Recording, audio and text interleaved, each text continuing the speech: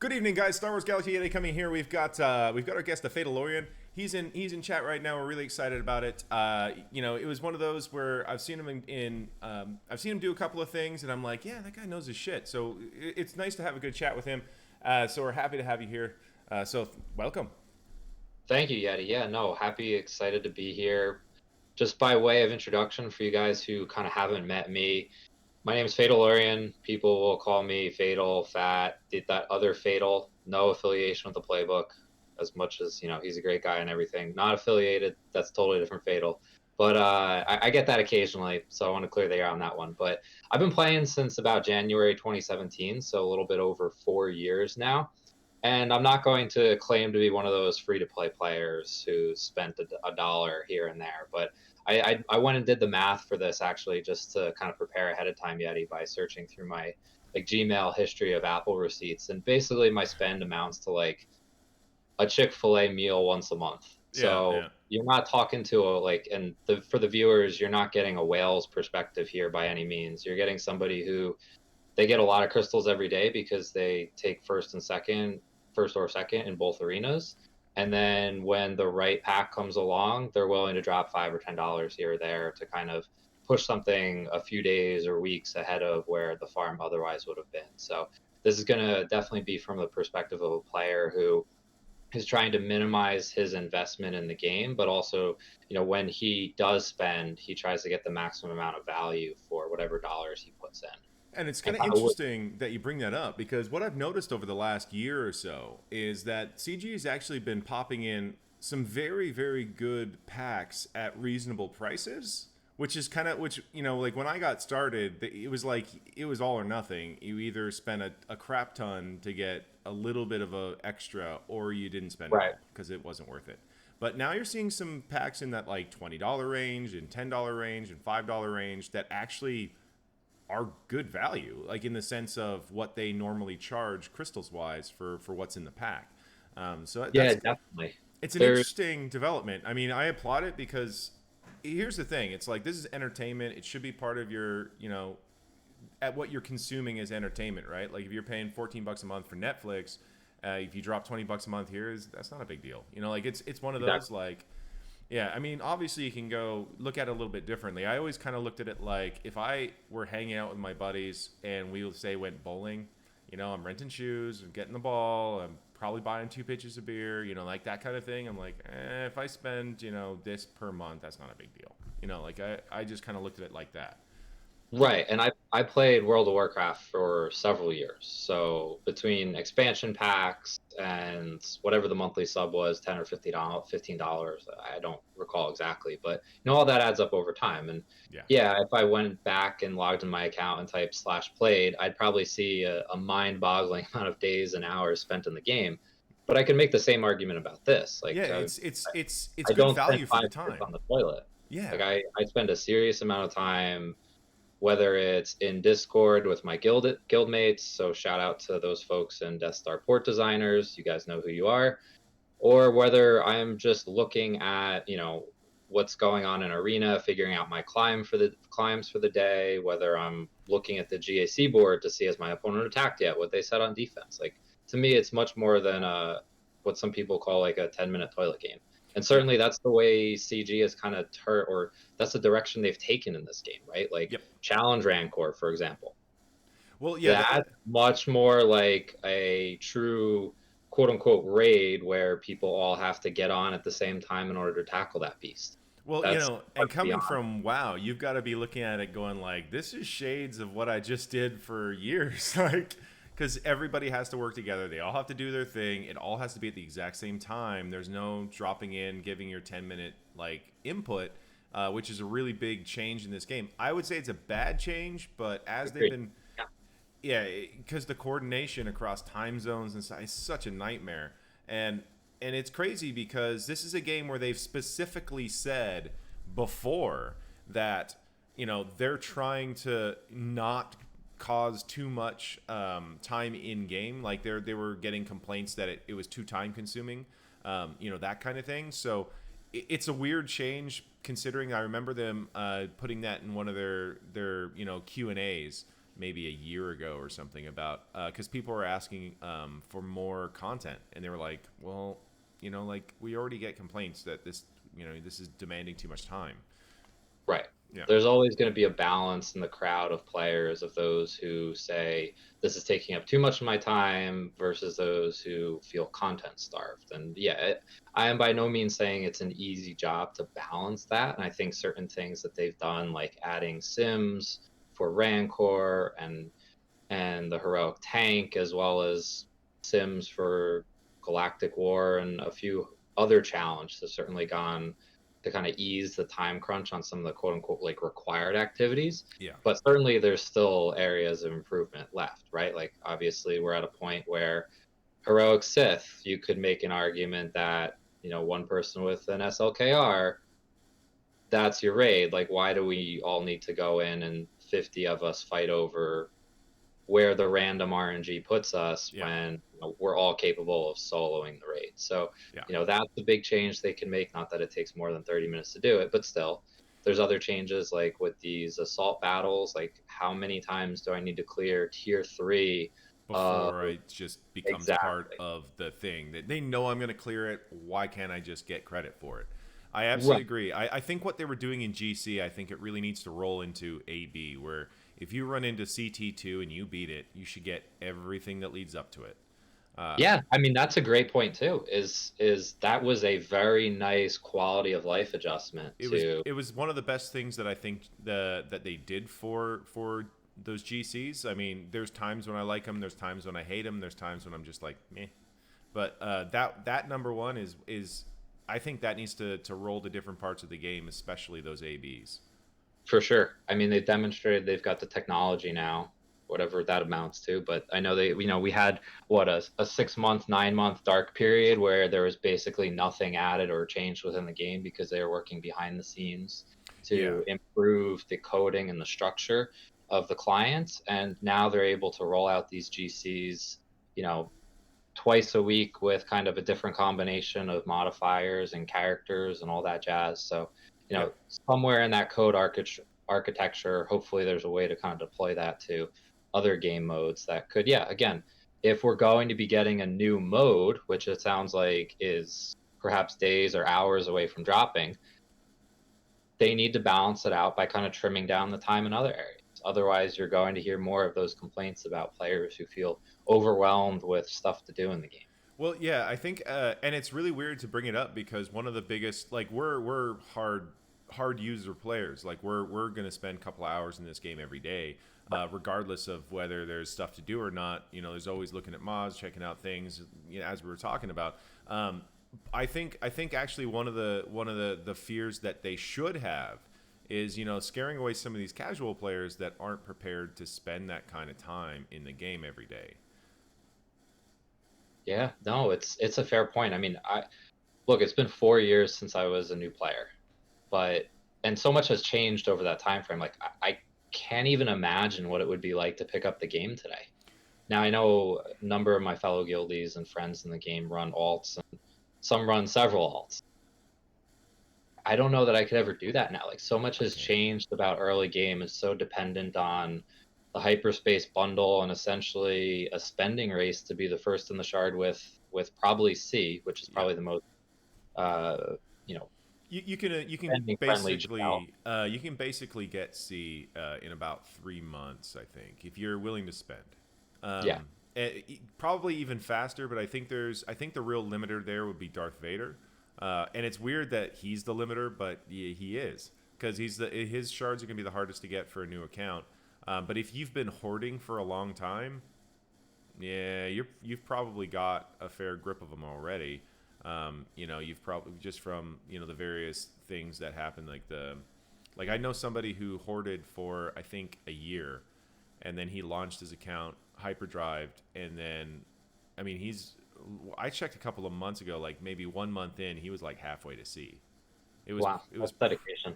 Yeah, it was pretty impressive, and he wasn't spending a ton. I know that. I know he bought the hyperdrive, and I think he bought a couple, like maybe a vault or something. But I remember he didn't spend very much. He was like, "This is actually going really fast." He's like, "I didn't expect to go this fast," and I'm not gonna lie, I didn't expect C to go as fast as it's going for me.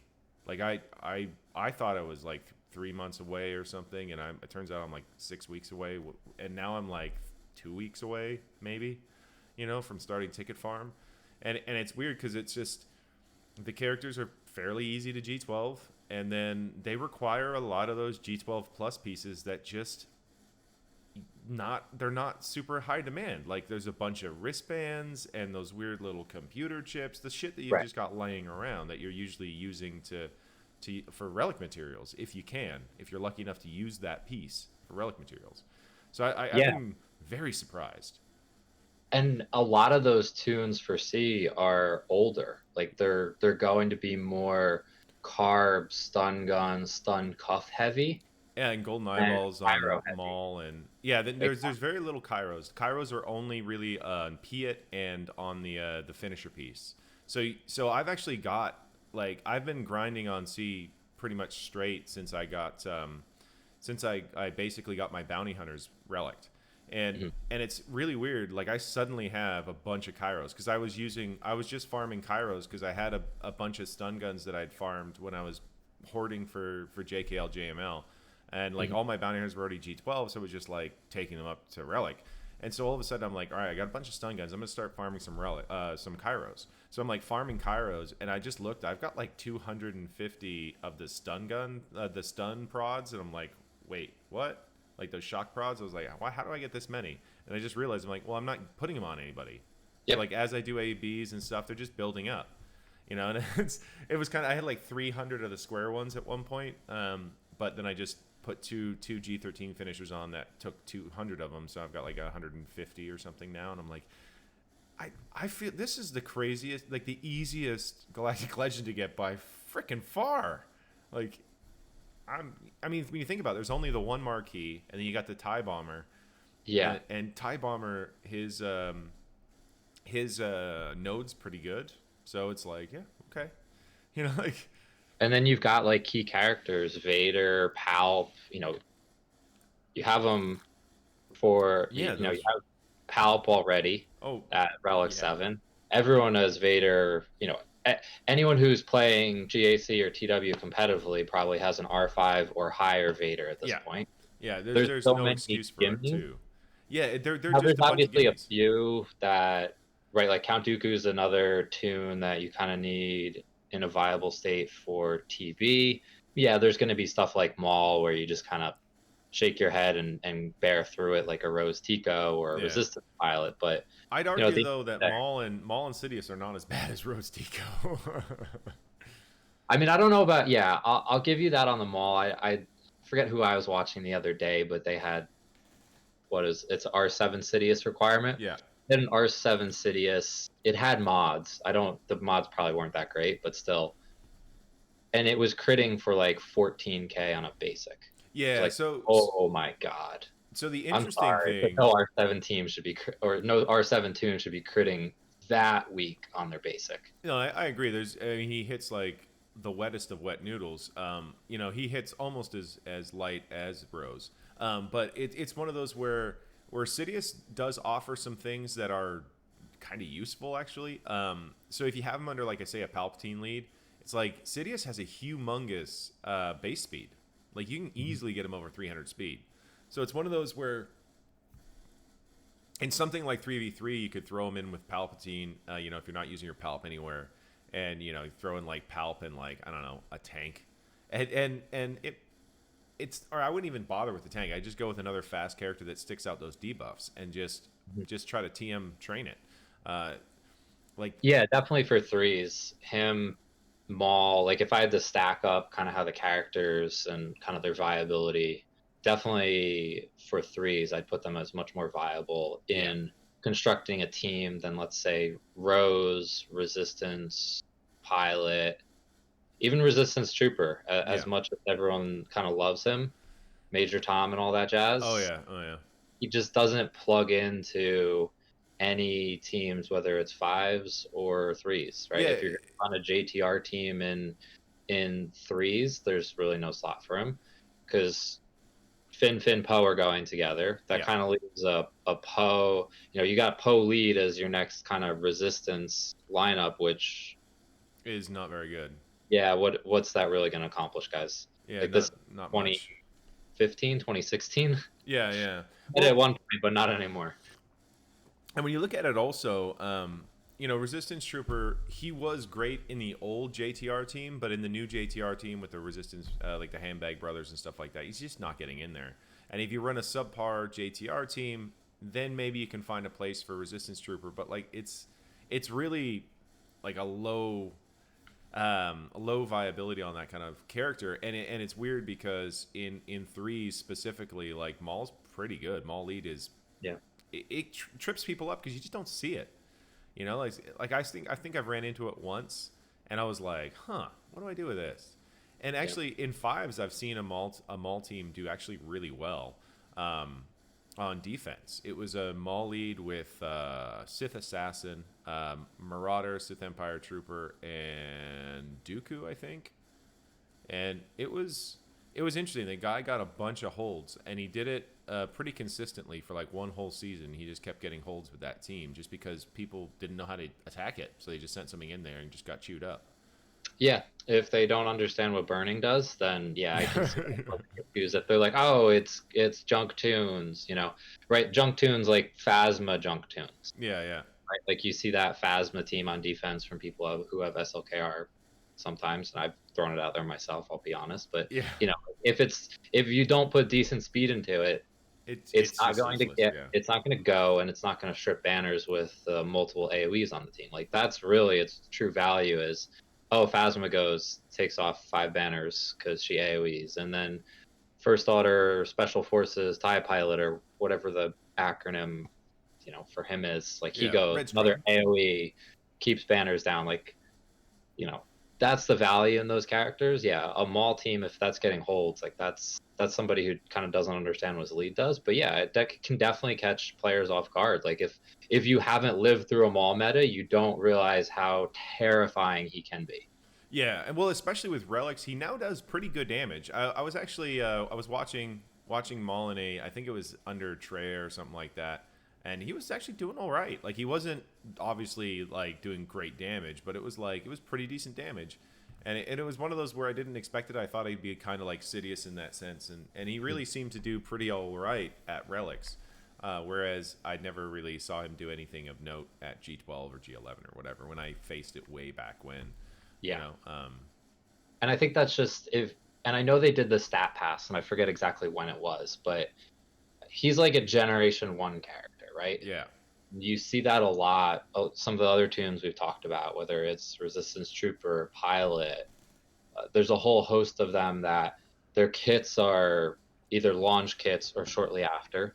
So a lot of it is kind of percent chance to happen, yeah, which in today's meta, everything is more, it happens unless it's resisted or evaded, or this can't be resisted or evaded and gives you a locked debuff or buff or whatever, right? Like there's the way the kits have kind of power crept, that's gone from that 65% chance to expose the target to this exposes the target guaranteed and may expose everybody else like 95% of the time. Like yeah, the power creep with the kits.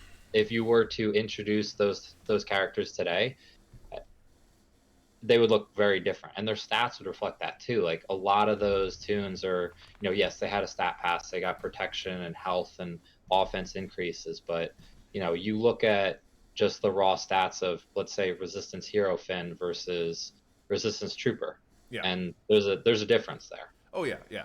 Quite a bit.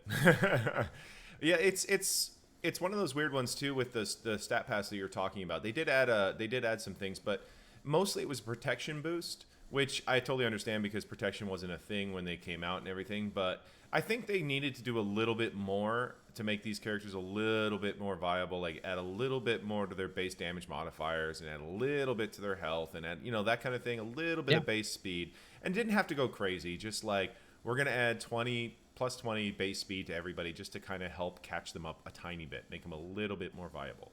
And in a Yeah. speed-based game like this, I think they kind of missed a chance to really make some of those older players a lot more attractive, even before Galactic Legends came out, right? So like, someone might go, you know what, I like his kit. He's now kind of quick. Like, because Maul's base speed is terrible, and for when you think of him you know, what he is in the canon. Like he should be fast. You know, like Yeah. I mean, even like I just pulled up Resistance Pilot right now, just for an example, right? Like, how difficult would it be, and how quote unquote meta breaking would it be to simply go through for her basic, instead of a 55% chance to gain 35% turn meter, make it 100% chance to gain 25% turn meter yeah, when she uses her basic, instead of 65% chance to expose them and gain foresight. And then her unique, you know, instead of gains 25% turn meter whenever they evade or score a critical hit, or you know, like she has +5 crit chance and +5 evasion. yeah. Other characters are giving themselves +25% crit chance or so. Like, it's, you know, a quick pass to some of these characters' abilities would at least make, you know, when you're sitting there and you've got your 4 Galactic Legends and you've got, you know, obviously all the meta stuff, but then a pile of R3s and R5s that otherwise are just kind of sitting on the sidelines. And Yeah. even if you needed to clean something up, they might not Yeah, really offer much. they aside can't really from do anything there. yeah, they're like a bullet sponge. Like, you send them in to burn the cooldowns of name your team, right? Yeah. Or you feed them to Ray because you need her to get below 50%. You know, like they're not offering a ton of value, when kind of simple changes, whether it's stat or mechanics. And again, we're not saying rewrite the entire kit, but like Just a update small it a buff. touch. You know? Yeah, a touch. You know, that I can't think of the last character rework they've done. Kind of like I know there were some. The last rework was still Vader. Yeah, Vader was the last rework, and even then, it wasn't a huge rework. They just added on to him. that was what, May, June last year. Yeah, that was a while ago. That was yeah, it was spring, summer. Yeah, and before that, fuck, I can't even. Can't It really. probably would have been something It would have connected been to like. ooh. It was after that. Before that, I think it was the vets. The vets got their Yes, resistance you're update. right. Yes, you're right. Exactly. That kind of Yeah. tag. Like, Fulcrum, Ahsoka Tano is sitting there like, may I please have a Phoenix tag? Or a rebel tag. Oh, sorry, she has Oh, a rebel tag, but Phoenix tag, yeah. yeah. Phoenix, or maybe even I know people are gonna say she wasn't a Jedi, she left the Order, but I'm like, Jolie was not a Jedi either, but somehow he's like a Jedi. Yeah. So Yeah, I know. Yeah, there's some of those that you can debate endlessly for hours about whether yeah. they're a Jedi or they meet this tag or not. But you know, Yeah. So I always put it this way. I'm like, if Jolie's a Jedi, then Ahsoka should be a Jedi, and that's my story, and I'm sticking to it. I mean, I still think she at that point she was living more in line with the ideals of the Jedi Order than maybe some other Jedi that still have a Jedi tag, right? No, for sure. Yeah. Like Barriss has a Jedi tag. Yeah. It's like that's a funny one. And Barriss was a traitor, so Right. it's like I want my Sith Barriss, please. yeah. Although she wasn't Sith, but like, you know, let's call her Fallen Jedi or whatever. Yeah. We can call her Dark Side, not Sith. Yeah. That'd be actually kind of cool. Give her like a Dark Side thing. I bet you they could actually make a faction for that. You know, just for Jedi that go the other way, essentially. Like when you think of it, like there could be a couple that show up and get some things, and they can have synergy with Visas Mar. You know, Oh, there you go. That's a prime example of a character missing tags too. yeah, no shit, right? And that's another one people yeah, and that's another one people will debate. But yeah, there's, you know, at this point, what is it breaking? Well, right? so funniest thing about Visas Mar is that she 100% should have Old Republic tag, 100%, because by the end of the game, she was 100% part of the Old Republic. So like, you know, if you because the canon playthrough is light side, right? So of course Visas Mar is light side, and so it's like, if she's light side, and you're not gonna give her a Sith tag because she fucking definitely was Sith Empire, regardless of whatever you want to say. You can say she wasn't a Sith or whatever, but if you're, you know, like, I think she would count as a Sith. But like, if you don't want to give her Sith, you don't want to give her Sith Empire, then just Old Republic. There it is. You added a revive to the Old Republic team. Does that make it any better? Probably not. No, But not really. yeah, but it's like, at least it's somewhere where you can stick her and it has synergy. Because her kit is another one of those head scratchers where it's like, if she's debuffed, she doesn't do anything. Well, what does Sith do? They fucking debuff everything. So what are you talking about? Like, yeah, and you can't stack enough tenacity on her to make it matter. Yeah. I tried. I really did. There was a time where I was like, what if I did Geos with Visas, right? And just loaded her up with tenacity to resist the pain and Doth. Could that be something that frustrates folks trying to take Atreya and Scion into my Geos team? It, it, It made no difference, yeah, it's one of right? those. It's like it could have if she just was a little bit, like just a little tiny bit better. That's it. And it doesn't. It wouldn't be an astronomical change. But once again, like you were just talking about, it would keep people honest when they send in Treya and Scion against your Geos. You got Visas there. They're gonna be like, maybe we bring Nihilus too, or we bring Savage or something like that. We bring like another Sith just to kind of help, ease that pain.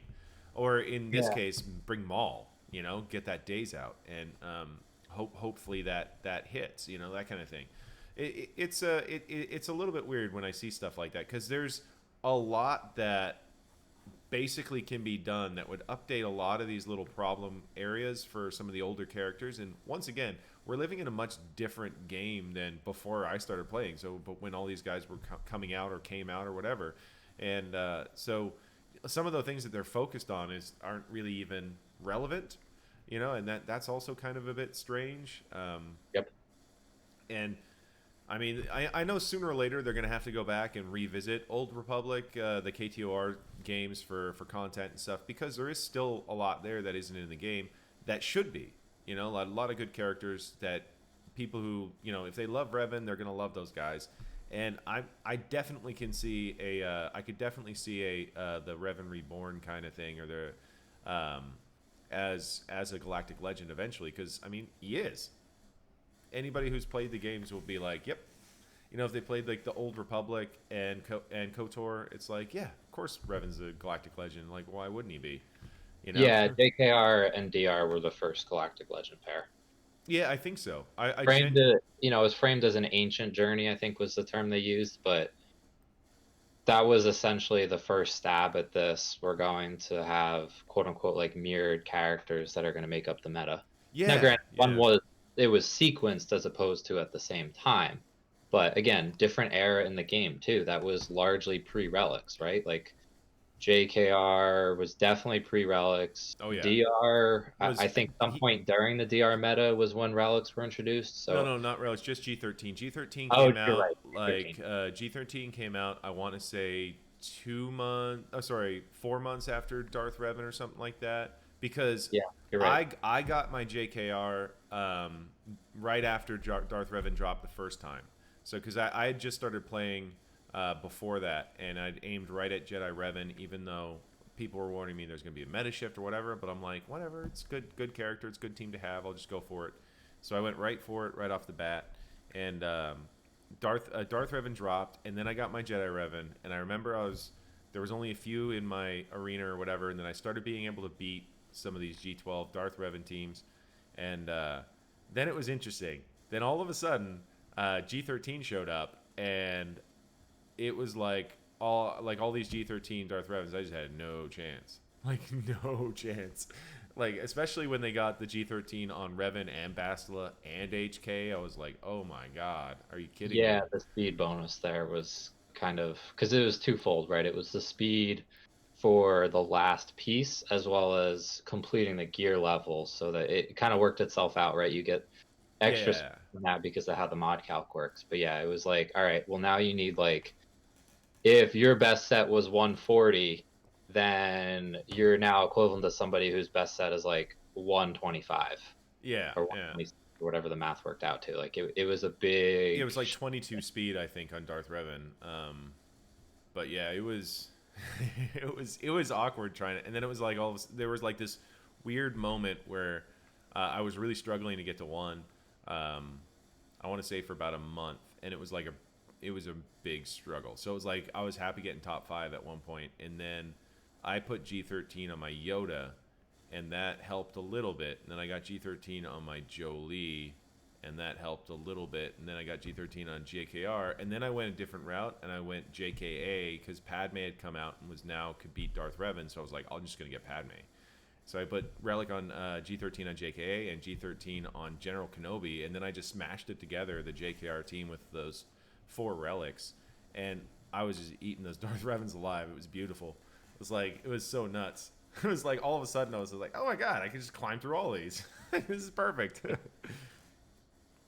Yeah, and it's interesting because like you brought up the topic DR to JK or JKR to DR, and then gas came, and then the GLs came, and it's kind of been every March and October for the past 2 years or so when the meta flips. And I got the calendar open right now, but we're getting pretty close to that March date, right?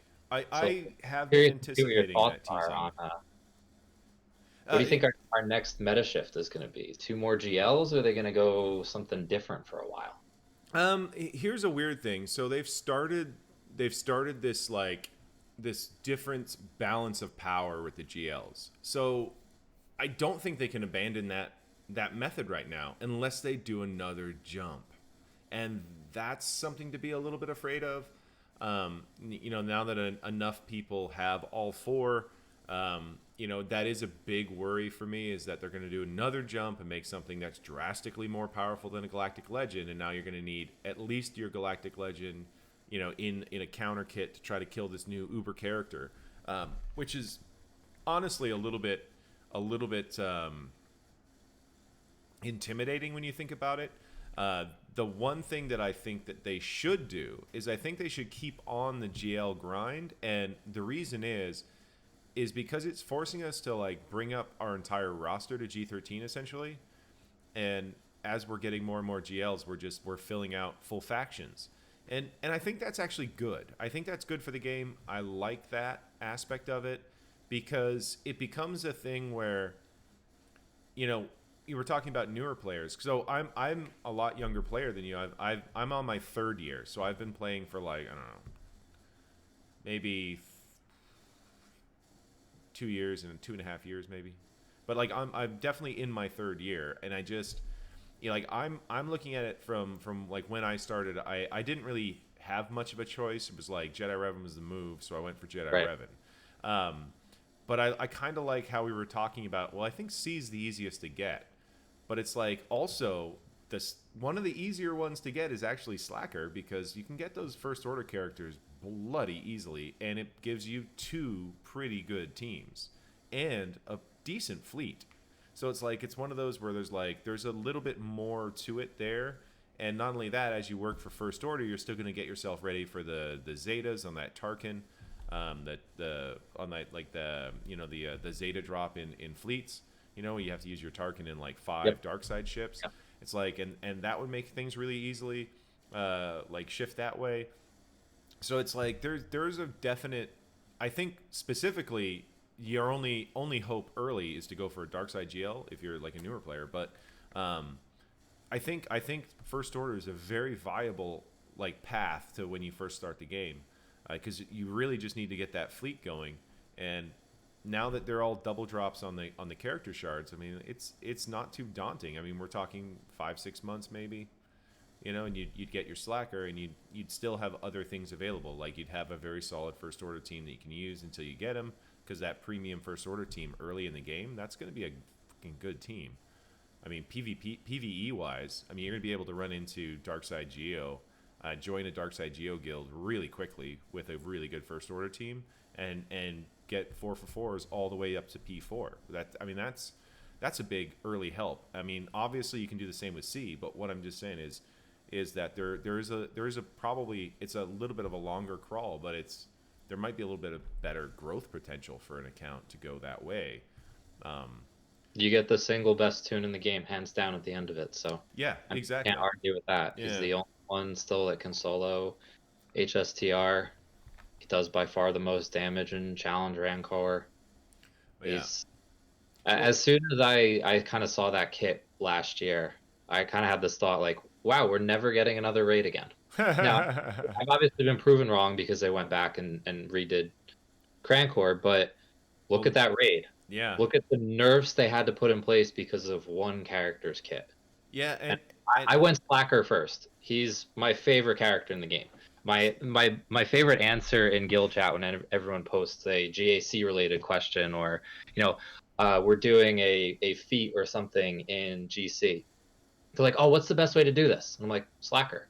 Yeah. Like add it, like start with Slacker. If Slacker doesn't work, come back and we'll talk. Yeah, Right? then we'll figure Hands something down, out. yeah, hands down, you can throw Slacker at like 99%, or maybe not 99, but like a majority Most. of the problems posed to you in a Galactic Challenge or a GAC, and he's going to come out on top. It might not be the most efficient thing to do strategy wise, but he kills basically everything that isn't Jedi Master Luke Yeah. relatively quickly and relatively easily. Yeah, And basically. yeah, for all the people think, sitting there like, oh, he can't take on Rey and threes. Yeah, he Flip your can. mod, stack health on him.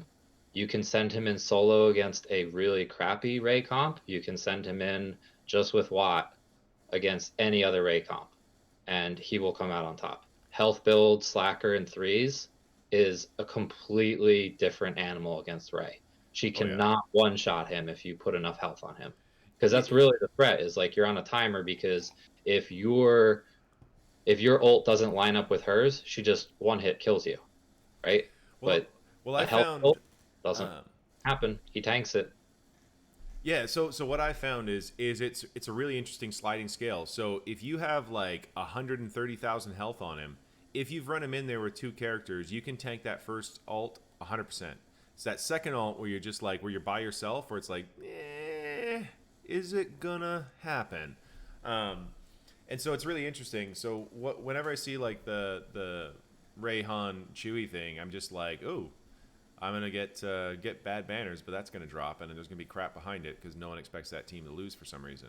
And it's a really weird one because with Masters training and Watt, like even at just about 130, 140,000 health, like you basically can just sit there and tank everything like all day. Like it's just nuts. Like you see like the whirlwinds bounce off, and then the ult bounces off, and then you're just like, all right, cool. And then she ults again, and you're like, yeah, I'm fine. Yeah, Bounces and off. he's got such crazy health recovery. Like his Yeah, health steal. Like, yeah, it's you know, insane. let me put it this way: her basic can't do enough damage, even with an offense build, to out steal his health steal. Yeah. Even before you start crazy stacking via ult, like it's just worlds apart. So I guess that's my first piece of advice to folks: is strongly consider, if you are a Slacker owner, going into threes, remod him like you would for the ult tier of his event, where it's like a health build, Yep. 170, 180k or so. Focus on that. Give him like a speed arrow, depending on where your health stats line up. But you take that in, and he will do the math on it, right? He'll gain 70% of his starting health due to his relic tier if you're at tier 7, 80% if he's a tier 8 relic. Look at what his health pool does. Look at what Rays are doing average damage wise. It's anywhere from 300 to 400,000, depending on what the Ray build is. Before all the damage reduction he gets as a Galactic Legend, and he tanks that and easily survives. And then he does a basic or two, and she's dead, and he's back at full health. And you have, instead of going in there and walking out with 47 banners, you're looking at like 51 or 52, Yeah.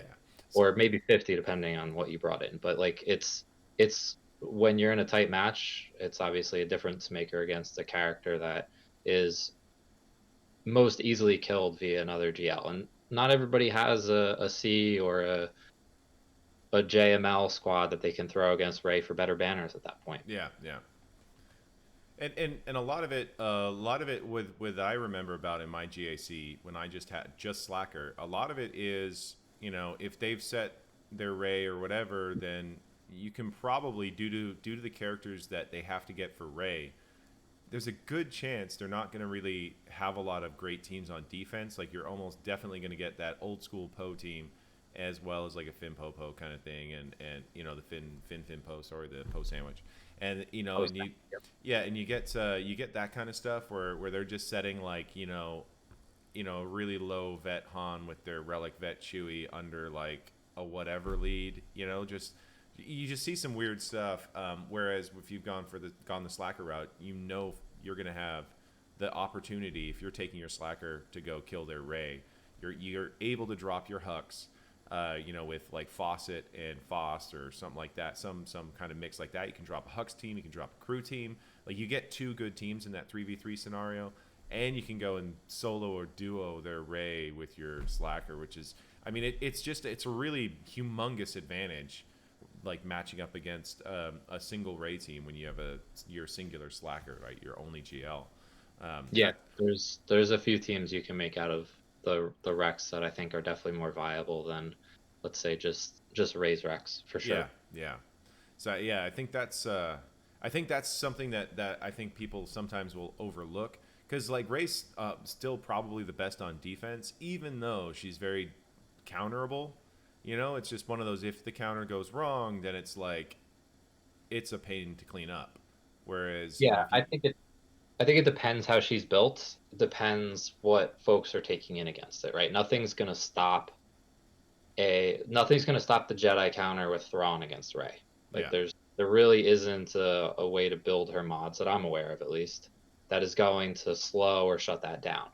But if she's modded in such a way where you force your opponent to run that over Vader, I'd consider that an efficiency win, because you're forcing a JKR, a gas, potentially a JKL, depending on how they run it, like off the board. You're getting much yeah, more value off the board from your opponent than Vader and Watt would.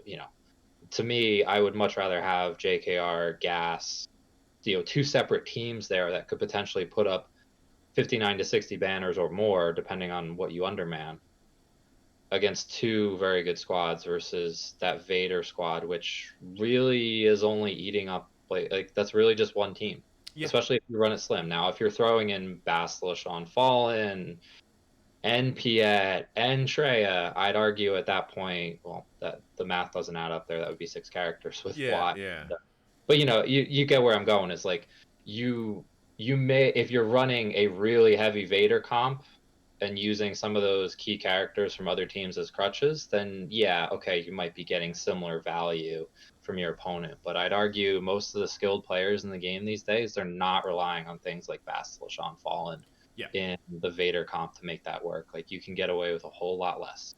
And yeah, yeah, that's where the modding on Rey becomes important, right? You yeah, can tenacity stack her, crit avoidance arrow. You could throw JTR in the comp as well, just to cause havoc, right? yeah, She yeah. waves Vader and dazes him. Yeah, that's pretty. Ability blocks him. Yeah, You that's got pretty you got bad. problems, right? Yeah, yeah. It's one of those that's interesting. There's a lot of usage for Vader in that sense. Like, I was just thinking, I mean, like against Darth Revan, we got a couple of different builds that we use him for to kill Darth Revan. We got a couple of different builds for, killing Rey, but we don't really use the Rey there because we rely on him to kill Darth Revan. So it becomes like one of those where you're like, okay, so like there's so much we can use him for, and he's good at all of it. Sometimes I sometimes will do that to opponents when I see they use their Vader to solve a lot of problems. I just said a bunch of shit they like the Vader. I'm like, all right, well, Yeah, you can only Vader one of these teams, so pick. Like, exactly. Like, here's the 3 things that your history has shown you like to Vader.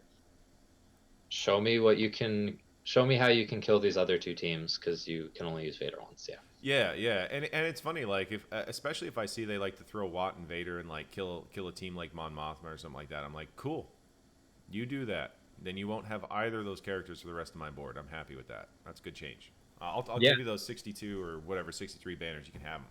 Just here, I'll put it right front and center. It's top. It's not. You don't have to just go ahead and just kill that. You know how you're going to do it. Just go get it. All right, cool. Now solve the puzzle. Like, Yeah, I think now would be a great. It seems like we're getting there naturally anyway, but like kind of diving into GAC oh yeah, yeah, strategy and kind of a broader conversation. And the one thing I want to start with is, like, just so, again, for folks who don't know me, I've got about a 680K lifetime GAC score, so I'm not professing to be as good as like Zareth or some of the other folks that are, consistently, whether it's content creation or posting, top 10 placements on the GAC leaderboard. But I do win much more than I lose. Kyber comes easily for me, and I'd want to say I'm somewhat decent, if not good, when it comes to GAC. So, this isn't going to be someone who's going to say, oh, well, based on my limited experience where I only kill GLs with GL, yeah, yeah, yeah. I've killed every GL with non-GL counter. Like, if there's probably some stuff that the top TW guilds have come up with that I haven't been exposed to yet, but everything else I've got a very good grasp on. So to me, it's like I do a pretty good job of maximizing banners. I think my best finish is like 200th or something, mostly because I just don't care to get all the feats. Like, do I really want to go in with Poe and Finn and do some stupid feat for 250 points? Not really. Yeah, I Uh, don't usually bother too much. yeah, the times when it's like, oh, use this key character that I like sticking on defense in an offensive battle 6 times. No, Yeah, I'll nah, pass. I'll yeah. just collect my points for the victory as opposed to, try and squeeze this out and get 250 points or, win 6 fleet battles without using a reinforcement. Yeah, so I that's hate fleet battles. I'm not spending any more time than I need to in fleet arena. Let's be real. that's that's one of those ones I do that no reinforcement malevolence fight. Like I do it Yeah. a couple of times a day, every day in my arena anyway. So it's like that one comes pretty easily because I'll have it like in a week, just all of it. And that's something I definitely try to like slow down on the collecting of those because getting into chromium. So I made that mistake this week, and I just realized it this morning when I checked my score, and I'm like, wait a minute, do we get 1,600 points for a win? Like, yes. Oh dear. Like Oh no. I'm 33 points over. Damn it. Like it was just. Yeah. It's like that's one of I'm those. I should have dropped the battle somewhere. No, see, I am strategically sitting on Fleet Cadet, Know Thy Enemy, and I guess that's it right now. But yeah, there were a few feats that I just haven't collected yet because there's still time on them, and if I collect them, I would have tripped over into Chromium. So See, that was the some problem. of that is just like again, some of it is pure luck with kind of how the banners shake out too with the Yeah, battle, yeah. where and there's some feats obviously that are kind of those that are progressive in nature where you have to do the first one or get to the second tier and third tier and you kind of want to click those as you go along. But Yeah, yeah. yeah, definitely that's one of those tips is if you can avoid that chromium in after the first GAC, I've generally found the matchmaking to be a lot easier. Yeah, yeah. It's one of those. Klesso said it once. God, like probably a year ago. He goes, "I made the mistake and I got into Chromium with all the killers," and that's really what it is. Because I've done it a couple of times now. First time I was like, "Yeah, I made Chromium, cool," and then I had like a really, really horrible bracket. I think I went 2-2-1 on that one, but it was still just like one of those where I think the final battle I was just so outclassed. I was like, "Well, I don't even know what I'm gonna do here." Like this, Yeah. it was one of those interesting ones. And then, yeah, the second time it happened, once again, it was just I like knew I did it, but it was like on accident. Once again, I collected one too many feats, and then I got my win bonus, and I was like, "Go!" It was like, "Damn Yeah. it." And so there's been a bunch of times where I've sat on feats and I didn't get it. Just I clicked through after my GAC the other night, and I got that Know Thy Enemy. I think like the second stage of it or something, and I was just like, cool, whatever. And then I saw it this morning, and I was just like, oh, dearie me, I've done it. Like, Well, your streams are going to be exciting this week. Not that they like normally aren't, but it's going to be extra spicy, I imagine. yeah. I'm thinking I'll have 3 really tough matchups, and we'll see how it goes. Because the last time I did it was in I think Division 2 or Division 3. And it was tough. Like it was pretty tough, but it was also a much smaller pool. So it was like, I do have a funny feeling in Division 1, there's going to be a better chance that there's going to be a lot of people that are like go for broke offensive players that get there a lot. So at least that's what I'm thinking might be the case. I might get like half the brackets like that, and then you get half of the tryhards, and then you get the idiots like me who accidentally collect a feat. Yeah. And for those listening, like this isn't I know it sounds like we're trying to game the system, but and to some sense you're absolutely right. We're Yeah, trying to a little bit. game the system. But let's be real, this isn't like bus levels of trying to game GAC, right? Yeah. This is I think the first thing that everyone has to do anytime GAC season starts is figure out what their end goal is this season. Right. And to me, there's really 3 buckets. There's the first, and Ash Ketchum's words, they want to, be the best there ever was, or whatever that was, he said, and try and place very high on the leaderboard. That may lead to a certain play style.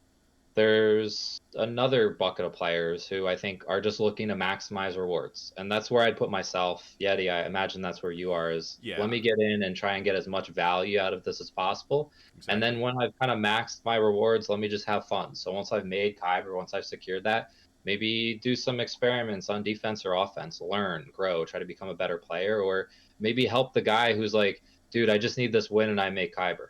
All right, well, fine. You know, here's all my G10 tunes on defense. Go have fun. Like, welcome to the club. Yeah, yeah. And then the third bucket's kind of like the free stuff yo group, who's like, you know what? I hate this game mode. PvP is not for me. And there's players who enjoy this game who they just don't enjoy the PvP aspect. Nothing against them, but you know they're smart enough to realize, hey, I need to sign up. I'll either place a defense or auto set a defense or whatever, and just collect the free rewards. So my first challenge to anyone listening is try to think about what that end in mind is when you start your GAC, and then from there you can go and start thinking about like, all right, I know what my goal is. Now I need to formulate a strategy to achieve that goal, because the strategies obviously for the player who's just trying to collect free stuff is basically nothing, versus the strategy for the player who's trying to do their best and make Kyber is going to potentially be a little bit different than the player who, you know, they're trying to make the top of the leaderboard, right? Because that is very much a points race. It is seemingly much more offense heavy driven, where not only do you need to win all your battles, you need to go 12-0, but you also need to be posting like 2140s every match. Yeah. And that probably means you're going to be keeping a whole lot more for offense than a player who, you know, might otherwise just trying to be making Kyber. You know, that player might be focused, you know, they might not be as good as that banner efficiency game. So they might tend to go a little heavier on defense because they might need a hold or two there because, you know, they're killing GLs with GLs and they need to make up 10 or 15 banners on, maybe not 15 banners, but you know, they need to make up a couple banners on some of these fights. Well, for me, it's an interesting one because, like, as you were talking about those different players, like, I definitely started off in this game mode just going, I just want to make Kyber. I want the max rewards I can get. So if I go 9-3 every time, I'm cool with it. And so with that, I always kind of, as soon as I started facing off against GLs, because it was one of those where, you know, like I don't like the uncertainty of some of those counters in my GAC because I care about the win. I don't really care about the banners. Don't really care about the points. Don't really care about the feats. I want to win and get Kyber so I can get those rewards. And so my thought was always, can I concoct a defense that will stop them if they place their GL? And so if I could think up one, and I'd sit there and just go, okay, well, they like to use this here. They like to use this here. I'm like, if I do this, this, and this, it's going to drag these teams out. They like to set this, this, and this. So I have a way to deal with most of that. You know, if I leave their GL alone and I take, you know, whatever they give me, the side they give me, then I can do it that way. So when I didn't have a GL and I was grinding to get Slacker and I started getting matched up against a ton of GLs, that was my goal. It's just like, I'm going to lock down my defense and force them to come and beat me. And if they set their GL, then they're going to lose. And it's like, if they bring their GL, but they don't set a hard defense, they're going to lose. So it was one of those where I was like, okay, so there's only really one way to defeat how I'm going to do this. And unless they're willing to just grab their balls and do it, they're not going to win. So like, yeah. So it's a funny one. So I almost feel like my lifetime score is a bit of a rope-a-dope because I did skip one season a long time ago. It was a 3v3 season before I even had Malik. I was like, you know what? Fuck this. I'm not doing this. And so I sat out, got trapped in Carbonite, which probably saved me about 40,000-ish points or something like that. And so I look at it, I'm like, I'm just at like 600 now. And I'm like, yeah, I think people would see that and think a lot different things about, you know, like if it was like 640 versus 600 or something like that, you know?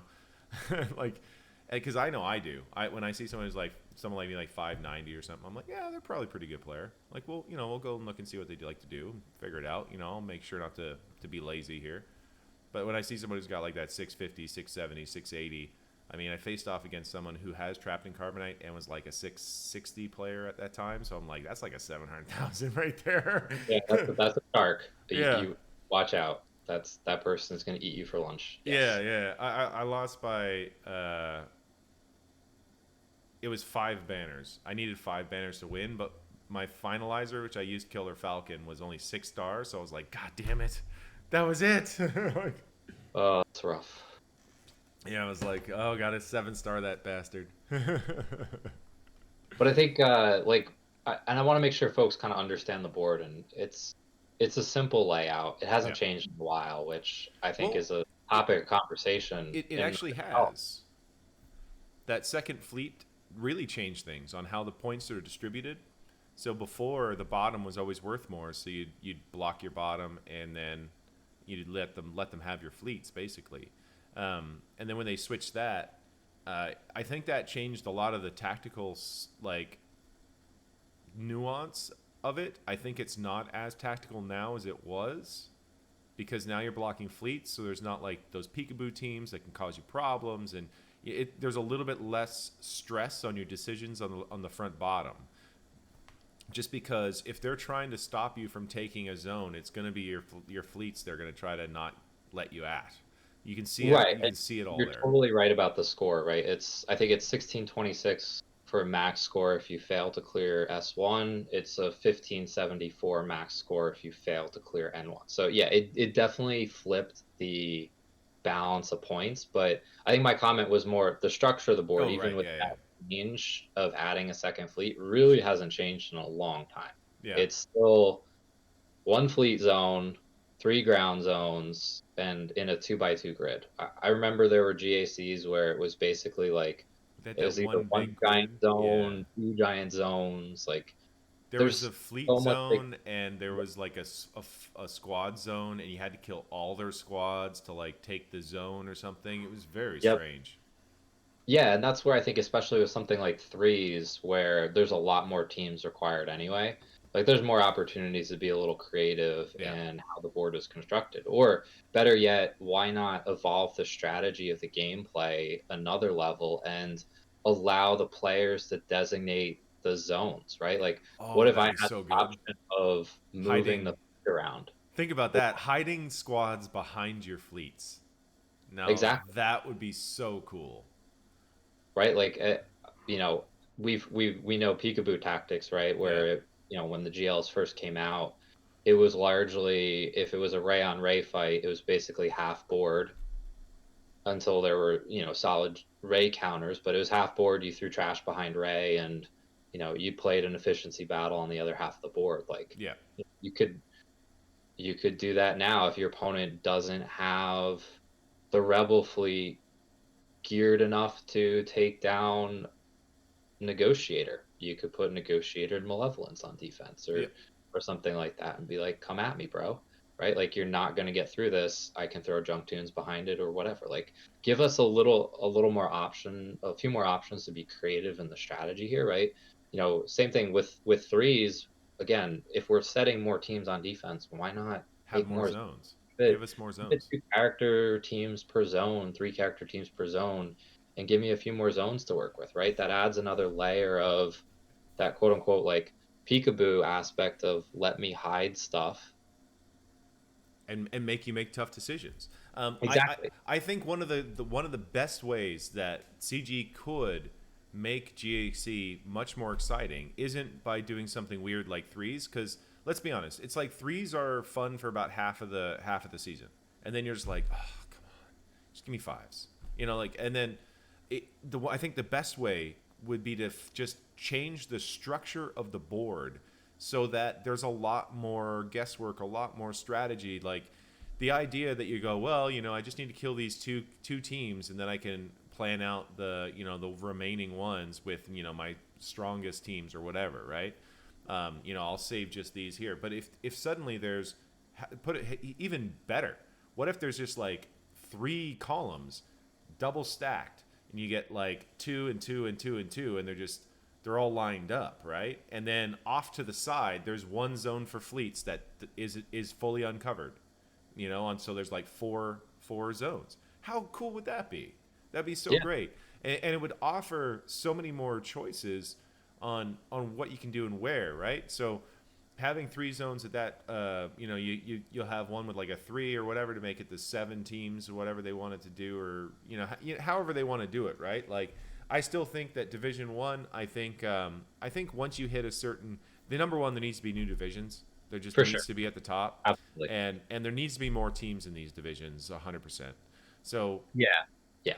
these like I mean, I'm at like 6.6, 6.7 mil GP. It's 7 is not enough on defense, right? well, yeah, even me, like I'm at 5.5, and I have too many teams. Like I have teams that never see the light of day. Um, just because if I don't need a cleanup team, they just sit. And it's an interesting one where I can be like, oh well, I can just place this crap, um, like in my, this team or whatever. I don't have to develop it because I don't need any more teams developed. Like I have everything I need to clear the boards that I'm facing. Like there's not a push to make me go get Jawas or something like that. You know what I mean? Like they're useful. They can kill some teams, and they might be good to have, but I don't really need them for anything. So, and they're bad banners, so they're not going to get used in the current structure. So unless you're offering to give me more teams to attack, I don't need to go get them. Like why would I get them and gear them unless they're required for something? Yeah, and flipping back to our earlier conversation, we're probably a month or so away from 2 more GLs, Yeah, at which point we'll have 6 in the game, which is going to be 7 an entire ground, board. right? Exactly. You could legitimately set an entire board of GLs plus one other, call it S tier team, like a Darth Revan, a Gas, a CLS, Yep. and that's the meta. That's the meta tough defense. Yep. And That and you've that'll got be to hell to break through. Like and who wants to play against that? nobody. That's the funniest part. Like nobody. So one thing I see more and more in these, because I'll be in, E-Grace Gamer for my guild. He streams as well on Twitch, and he's got massive account, 4GLs. I mean he's got relic kind of everything that's good. Pretty decent, mods all across the board. It's all set up right, etc. Great fleets. I'll go into his GAC, and what I see most of the time is more and more people now are taking their GLs on offense. They just don't want to deal with the GLs on defense, because these off-meta counters, they're great. Like, and you were talking about it, you're like, well, these, I'll kill them with off-meta counters, but I'm like, I mean, if they're not consistent, and if you need to one-shot their board, man, just taking a GL in there solves the problem. You know what I mean? It becomes for when I look at that, when I plan to use GLs on GLs, because there are times when I'm like, if I set this, I can use this counter the way it's modded and it should work, etc. And it should stop them on offense if they set it. But if I can't be sure I can stop them on offense, then it's just much easier to take GL on offense and kill their GL that I know they're going to set with my GL. And it's weird because I totally get what you're saying, because I mean in territory wars I kill a fair amount of GLs without GLs, just every territory war, and it's one where you look at it and you go, I'd love to do this in GAC, but there's just times when it goes very wrong, and there's nothing. Like one of the counters I was using on Ray, it almost failed last territory wars, and I'm super consistent with it, and I mean I've never failed on a fairly standard comp.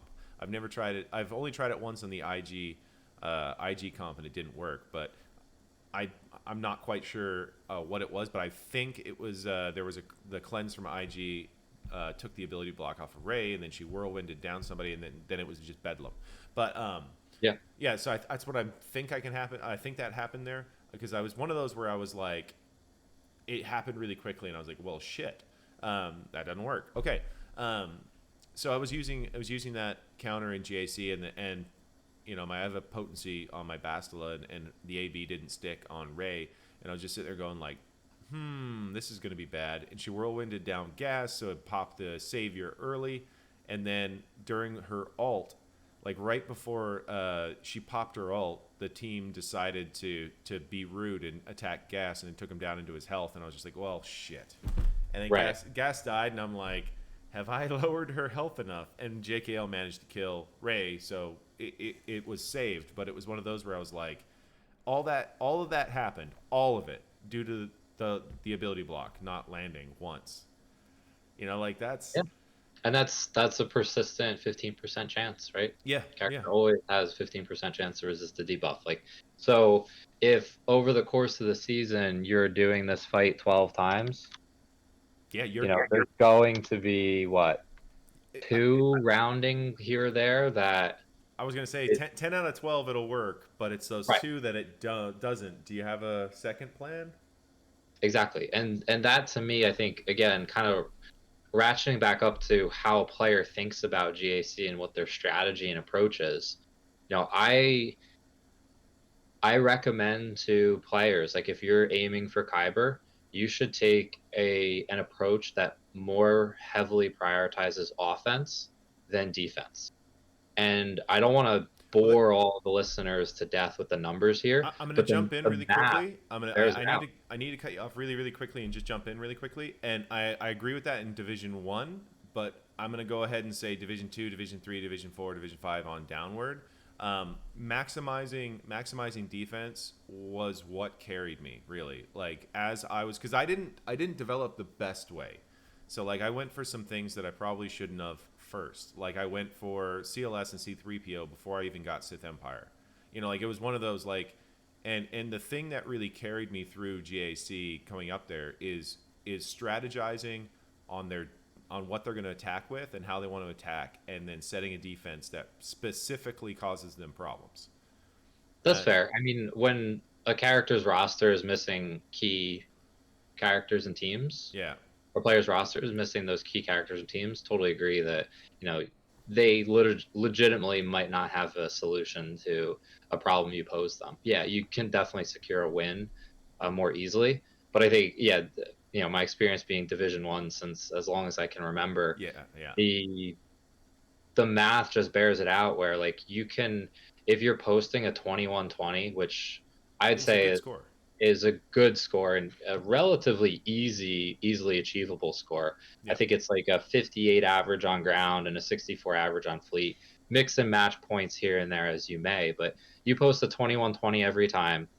You win 7 battles or you win 7 fights, and then you do enough of the feats, and you're making Kyber, right? Like you pretty easily make Kyber with one consistent more full clears. win Yeah, than above a 500 record.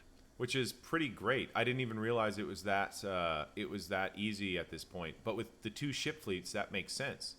Um, like I was just thinking about it because all of my thoughts, because I that back before, you know, when it was only the one ship or whatever, I was doing 9 and 3s Mhm. in like Div 2, Div 3, Div 4, such as I climbed up, and you know, good seasons was like 11-1, 12-0. Then I do 10-2s, but I was always trying. My goal was always 9-3. If I can get 1 3 out of 3 like week cleared out, then I would just like, okay, I'm cruising. I just if I get another one, then I'm like super cruising. And then as soon as I get like that, basically like seventh, eighth win, I'm like, okay, I've got 5 fights left to get one win. This is perfect. You know, like Yeah. like that kind of thing. So And I think that's where the strategy of offense versus defense comes into play, because you can win on offense with a 21-20. You can win taking a more defensive approach and post a score like 1500 something, yeah, because you know you couldn't full clear their board, they couldn't full clear you, but you were more efficient. yeah, yeah. And if you're consistently posting those 1600 scores because you're taking a super defensive heavy approach where they can't clear you, but listen, stuff happens and you can't clear them either, then you know each GAC you're sacrificing potentially 4, 5, 600 points, and over the Yeah. course of 12 matches, like you might now need to win 10 or 11 of them instead of having to win 7 to make Kuiper. So Yeah, that's a really good point.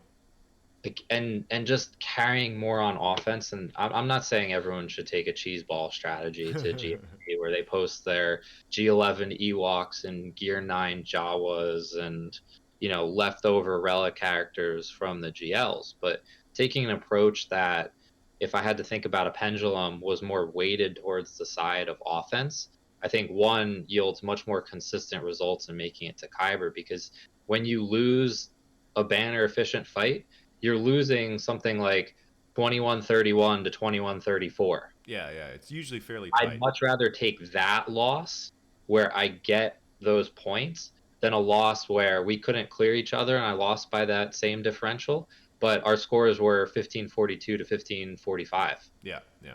Because now not only am I missing out on the 1,600 points to win, I'm also missing out on potentially 500 to 600 points just from the raw score that's on the board. Yeah. So I think that's how, that's how I kind of try to approach GAC is, I think a lot of players sit down and they say, okay, I need to construct a defense because that's the quote unquote first task they're given, right? You have to place a defense before you actually get to fight anything. Yeah. I actually take the opposite approach. I actually think about what I want to bring on offense first based on his or her defensive history or what I think they might try and do to me, depending again on the caliber of player. We can get into scouting in a fair amount of detail here too, but I actually try and think about, hey, what do I need in order to one shot full clear them and post a score like 2120 plus? And granted, like my last fight, I posted a 2150, so that I may have kept a little too much for offense, but the guy also kept all 3 of his GLs for offense as opposed to putting any on defense. So kind of got to give me on that one. But my point is, if you kind of swivel the mindset around to ensure you get the one shot full clear and get a good banner score, and then think about, okay, what do I have left over? What are good defensive teams that I can construct from it? You're going to be consistently putting more points on the board, and points get you to Kyber, right? If I need to win one more than a 500 record, I want to make sure I'm doing it with the most points possible. Well, it's interesting you say that because I actually do the exact same thing, but I think I do it in a more like with the reverse mindset because I always look at what they said on defense. Number one, I always do it to see what particular tendencies they have on how they like to set. So I'll even go look through their 3v3, I'll look through their 5v5, I look at their fleets, I look at what they set, and then that sort of gives me an idea of what I need to do on defense. Just like if they always set their premium fleets, like they always set both and they don't care if they take their fleets, I'm like, okay, well, I know I have to take my 2 because that's the only way I'm guaranteeing I'm getting through this zone. It's that kind of thing. And then because it becomes like a question of if he's gonna set like this kind of thing, I can probably attack pretty light and expect to full clear. And so it's like if I can do that, then like what kind of options do we have on defense and such? And then I go and look at like how he likes to attack and where he likes to spend characters. And I'm sitting there going like, well, these teams he overkills every time, so I gotta set that. And I'm like, does that affect anything on offense? Not really. Okay, cool. We're in a good spot. And so I'm like, okay, we got a good idea. Now the question is like I want him to overkill him, so I got to place him probably either front bottom or front top, so he can see him right away and know he's there. So he just goes, oh, I know I need to kill those with those teams. So they're gonna go kill them with those teams and move along. And so yeah, so it's an interesting thing, but I always look at their defensive history just absolutely first, because I think that says a lot more about who they are as a player than how they like to attack. Because I see a lot of people overkill stuff on offense, and I just go, oh, this guy's an idiot. But then I'll go and check their defense, and I'll be like, oh, well, this is actually a really smart team. This is going to steal some pretty solid banners. I mean, and it doesn't really cost them anything to do it, so I should be expecting something like that. And then you'll see they'll do something else, and you're like, oh, like so maybe this guy knows what he's talking about. You get those kind of things where you start thinking about them a little bit more. I guess as a strategic mind, when you start seeing what they do on defense. Yeah, I'm by no means am I saying ignore what you see on defense or don't look SWGOH.pg. It was like, I was talking about how you approach like how you want to attack, but I do it from the sense of like we're looking at the same thing but thinking about the opposite. It's an interesting thing. So like how they set defense dictates how I'm gonna have to set defense. You know what I mean? Whereas how they like where you're like thinking, okay, how do I full clear this guy? Like this is how I'm gonna full clear him. These are the things I need to do. If he sets this, we've got this option for it. We got this option for it, so that's good. And like that's going to be a problem team, so we need to make sure we have something specifically for that, and we keep it, all through the battle, unless we see it. We can, that kind of thing. So it's funny. Right. Yeah, I like taking that approach. I think defensive placement is something I'm relatively good at it. Right, like. When you do sit down to construct a defense, it's not only what teams am I taking, it's where you put them. Yeah. And I'll give an example, right? Like let's say you're up against a person with 2 or 3 GLs let's say they've got a Ray and a Kylo, for example, Yeah. right? And in South 1, you see their Ray team. Okay, great. That's expected. They always place Ray. No surprises here, right? However, occasionally in their history, you've seen them place an SLKR team. Yeah. And sometimes in their history, they place SLKR with DACA and Zombie. Oh yeah. Right? That, Yeah. everyone's favorite team if you don't have the right comp for it, or if you haven't saved all the pieces. And we can get into that in another second about what to save for offense so that you can kind of flex into these options. But Yeah. so you're going up against this player and you see a KRU team up north. Okay, interesting. So if he has set SLKR, it's probably with that old DACA and Zombie. Yep. Now, if that player puts a Night Sister team in North 1 or South 1, they have completely defeated the purpose of having that SLKR with Zombie and DACA team in their GAC history. Because you're showing your cards that, listen, SLKR is not back there. I'm keeping him for offense for some type of solo. But if 100%. You keep both that KRU team and you hide DACA and Zombie behind Ray, well, guess what? He has to pay a pretty steep price, depending on what he's held, in order to access information that lets him clear the board. Exactly. Don't give away information for free. Like a strategy game like this, as simple as the level of strategy is, information is power, and information is key to winning this game. If you are showing your hand or showing tunes that are essential to quote unquote some greater team or some more potent threat based on your history in the front zones, well, a smart player is going to look at that and say, oh, I no longer have to worry about this. Like, yeah, I am now free to break apart X, Y, and Z counter, and instead of these 3 meta tunes that were all stuck together to kill a slacker team, well, now I can separate them, and I've got 2 60+ banner squads again. Yeah, and it's an interesting one because it was like as you were talking about it in my head, the first thing I said to myself is I would set Darth Revan right next to Rey because then you have to figure because. Well, usually I'm faster on my Darth Revan and Basilisk than my opponent, so it's not like they can just go mirror it. So it's always thing is, do they tempt fate and gas it, or do they try a Vader counter, or they try a Padme or something like that? Against my Crit Avoid Tenacious Malik, like it becomes a situation where it's like, oh man, okay, so if Slacker DACA Zombie is behind this Rey, if I gas this, I'm screwed. Exactly. But if I TM load this Darth Revan team and I don't kill anybody, I'm screwed.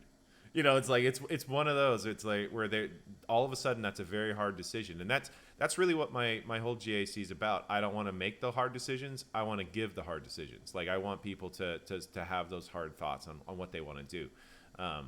So, like in my last matchup, he was against a very good player. He had like 630, 640 lifetime or something like that. He's in a over 300 million guild, so he's going to have some good territory wars experience, lots of that kind of stuff. And I looked at how he liked to set defense, and the first thing I saw is that he always set his CLS, and he almost always set CLS and always set a Padme team. And so I was like, okay, so what are 2 things that he's not going to be able to kill and he's not going to want to overkill? It's like if I set a premium crew team, so I did Slacker DACA Zombie up top, I did a premium crew team with Hux and Fawcett on the bottom, and then I set my Jango Elite Bounty Hunters because they're faster than his Darth Revan. So I'm like, okay. So the only team he has that's faster than my Bounty Hunters is his JKR team, or if he brings, a GL on offense, he can beat it with his GL, that kind of thing. He won't have CLS, right. So there's gonna be no cheap counters here. He's not gonna be able to do some funny business with Empire because we're gonna get ahead of him 100% of the time and put the fire out before he can really do anything. So there's that. It's like it's one of those where I was thinking about it, I'm just like, he's just not gonna have a way to solve this cheaply. And I haven't seen what he used yet, and I'm very much looking forward to it. But it's like with his Padme and his CLS there, it's like there's no real easy win for him that's gonna be a cheap one. And same thing with that crew team. I was like, his bugs aren't quite good enough that I think they were able to beat it, and he could only take half the board, right? He only took the bottom. He didn't take top. So I'm like, well, there you go. Found out the answer. He overkilled one of those 2 teams, and there it is. Yeah, and the fights can be won with simple, right? If you could see all 7 teams, it might be a different outcome Yeah. because you mix and match the teams correctly, but you can only see 5 teams to start. Yeah, exactly. So what those last 2 teams are and the price you have to pay to get to them can be the difference between a match that is won or lost. Exactly. And I mean, I generally actually place if I'm placing GLs on defense, and I usually place Ray. So anyone who is going to face me and If I see after, that you got Ray, I expect to see Ray. yeah, I think most people are prepared to kill Ray these days anyway. It's just kind of Yeah. what that Ray comp is, how she's modded may not always be the same from GAC to GAC. But we can talk about kind of fudging your history in a moment. But my point here is Ray will be in the back, but you don't know if she's going to be Ray with the like standard resistance heroes and a Holdo and an L3 that you can Vader if you think my Finn speed is the same as it is when I joined GA, or like as it is today was when I joined GAC, or if I haven't moved mods around, because if my Finn is 360, your Vader is not going first, right? Yeah, Or yeah. or it's not going in the order in which you want Vader to go, right? 360, 390 after Ray's lead. There aren't Vaders that are going to cut in when they need to cut in without introducing risk into the equation, right? And it's all about risk, right? Yeah. If even if it works half the time, the other half it's not working, and that might be the difference between a win and a loss. Yeah, well, But the other it half, could also be it's a Ray clones team, right? yeah. Like it could be something totally new. So I'm going to put 2 teams in S1 that they might look quote unquote easy if you're sitting there on your full roster, but are tricky to kind of establish like what is appropriate value to trade for this information. And I that crew team is one of them yeah. because I was it just gonna really say doesn't I'm have. agreeing with what you're saying right there. I mean, that's Yeah, I think really that's GAC in a nutshell. Is what am I paying for this team, and what will it cost me later? yeah, because I'd argue that that KRU team doesn't really have an efficient counter, Yeah. right? Like okay, if you have the resistance heroes and you save them for offense to use with JTR, fine, I'll give you that one. But let's be real, if you're facing 3 or 4 GL opponents, Finn is probably on defense. If not, Finn and Poe are probably on defense, right, with Ray. Yeah, So, yeah. There's a good chance of it. but a typical JTR BBA R2, C3PO, whatever. Well, you're probably going to use C3PO with CLS to kill a Padme or something else. But my point is, a typical JTR team is not going to come out in good shape against a well modded R5 plus First order KRU team. team. Yeah, yeah. With Hux and Fawcett, no, Exactly. JTR is going to get eaten up. Fawcett is so strong against JTR. It's crazy with that cleanse and getting all those extra assists and stuff. And just JTR's team's just not thick enough to deal with it. Yeah, and it's not to say that it can't win, but Yeah, again, it's not 100% win rate, and it's not a comfortable fight, and that's what you want to be giving your opponent. You want them to be okay, great. They wiggled first, their R2 went, and then their JTR waved down my KRU. Great, but guess who's taking the next sequence of like 5 turns because of how my first order team is modded? yeah. I was about to say it's like in my head right when you're saying that I'm like, okay, you just wave crew, but that's fine because now OG Kylo and Fawcett are going, and Fawcett's going to cleanse, and then OG Kylo's going to give the team turn meter, and then okay, then my crew's probably going to go, or Fox or something like that. Like it's one of those. It's like yeah, or sorry, Hux. I've totally forgot about Hux. Hux is going to go and pass turn meter to somebody.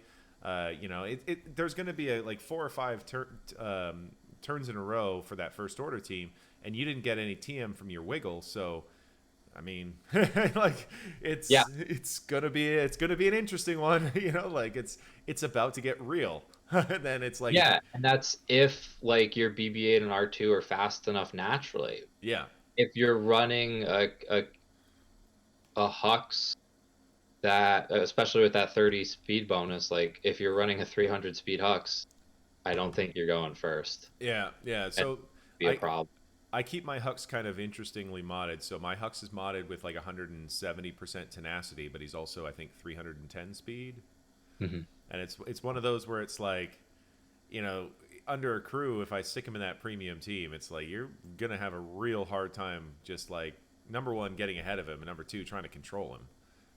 Yeah, and I like to clock my OG Kylo actually as the fourth to go, right? So I run First Order Stormtrooper as the fifth with Oh yeah, yeah. That's a fourth. more premium thing than using Fox, but I like having a second tank with that Slacker Daka Zombie combo. I think it kind of makes it a little bit harder for people to go in and try to do like a Vader counter or something like that. Oh, no doubt. No, Yeah. yeah, totally agree. But again, anyone who ever faces me, my Slacker's going on offense. Like I'll just tell you that right now. There, he's my favorite character in the game. He's the best character in the game.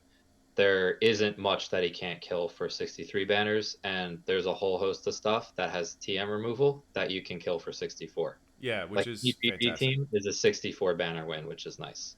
Other stuff with TM removal can also be 64 banner wins if you just kind of slow play your SLKR, which, it's, people don't normally think of, oh, maybe I shouldn't swipe for mastery and I should just do basics for a while. So they keep draining my TM, and then, it looks like I'm recovering protection, even though it's really just my max protection. Like there's some mechanics there that I think players are kind of failing to understand for the most part, where, yeah, you can take Slacker against anything with TM removal and he's going to be invincible after a couple turns, Yeah. right? 10% on his base stacks super fast. Well, Right? Anyone who's done the tier 3 of what Places of Power, I think it is, whatever the Jedi one is, yeah, yeah, yeah. kind of take SLKR and KRU in, and after wave 4 or wave 3, I think it is. So Yeah, yeah, wave. wave four. I think crew is healing for 2 million or something because Yeah, that's exactly. his Yeah, max. Like it's right. Like nothing is touched. You throw that thing on auto, come back. Yeah, it takes an hour, but it's you throw it on auto, you come back and enjoy your rewards. But yeah, I love taking Slacker for offense. So to me, I have the ability to put Faustin on defense there with the double tank, and the way I just have the team clocked is you've got Hux going as the fastest, KRU throwing out a stun, with his he would go if Hux didn't swap to him anyway. You got Red Trooper there who's gonna immediately cleanse any ability block or whatever that's going to be on. Actually, I may have Red Trooper before carry. I'd have to go and check the speeds. I But Kylo comes in fourth because he goes in AoEs and he gives everybody like 50% turn meter. yeah. So that gets Faust taunting right after that because Faust is just super slow naturally. And it's cycled Hux and KRU and Red Trooper to another turn. Like if you clock that team right, like it destroys a lot of stuff on defense. And even if it doesn't win, it's going to eat banners because of the AoEs. Yeah, it's really hard to get 60 against that, especially with OG and Fawcett in there dropping those big bombs. I mean, especially Fawcett. Like the interesting one, like when you bring up that double tank one, it's all about Fawcett just ripping down the other team. And then the way I have it with Fox is I like it like that because when someone comes in with JTR, I mean your Fox is going to be one shotting people on his third turn, and it just becomes like an absolute like they just can't get the shit back in the goose. It's just over. Um, and then and there's no recovery. So I like that one. I want to be able to do that. That was something I was actually thinking about before this last round. Was I was trying to figure out. I'm like, what do I do with the two slots with Slacker? Because I can really throw any dark side tunes there, and they're going to do well. Yep.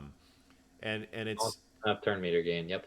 yeah, so it's one of those. I'm like, as long as they're not Night Sisters, it's a winning prospect. And so I've been trying to think about like what I want to do with it. One of the ones I was thinking would be a lot of fun is throwing Dooku in there.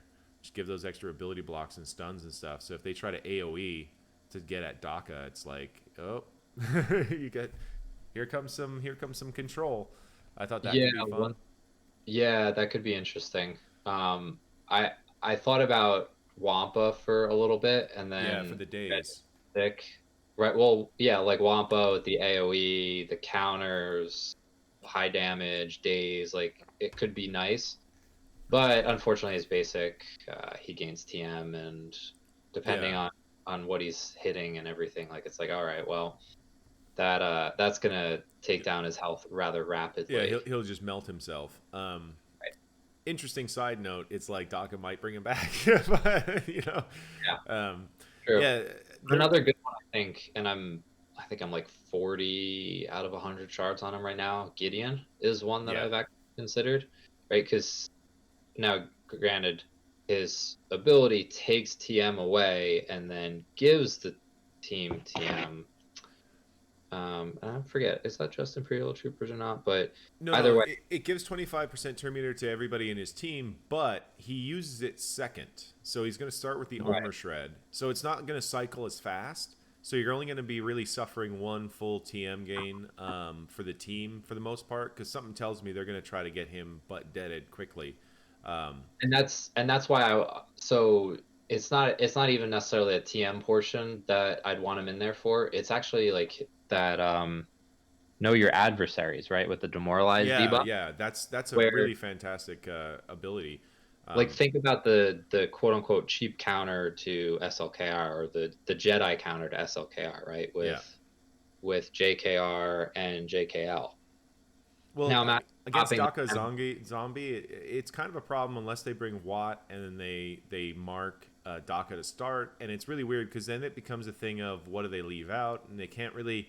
Leaving out old Ben makes sense. I mean, Hoda seems very necessary with those foresight.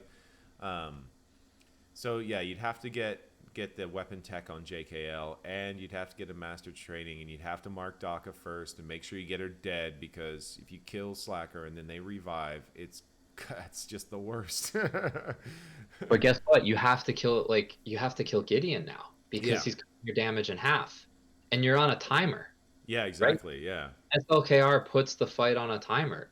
As soon as he starts swiping and building up his damage, like it's the same thing. Like Clash made a great video, or I forget if it was a video. Yeah, it was a video about how you can kill SLKR with JKR, the Armorer, and JKL. yeah, The problem is if because of the way the mastery changes work and because JKL has accuracy in his mastery, if he gets off more than like 2 swipes on your JKL, you're gonna miss everything.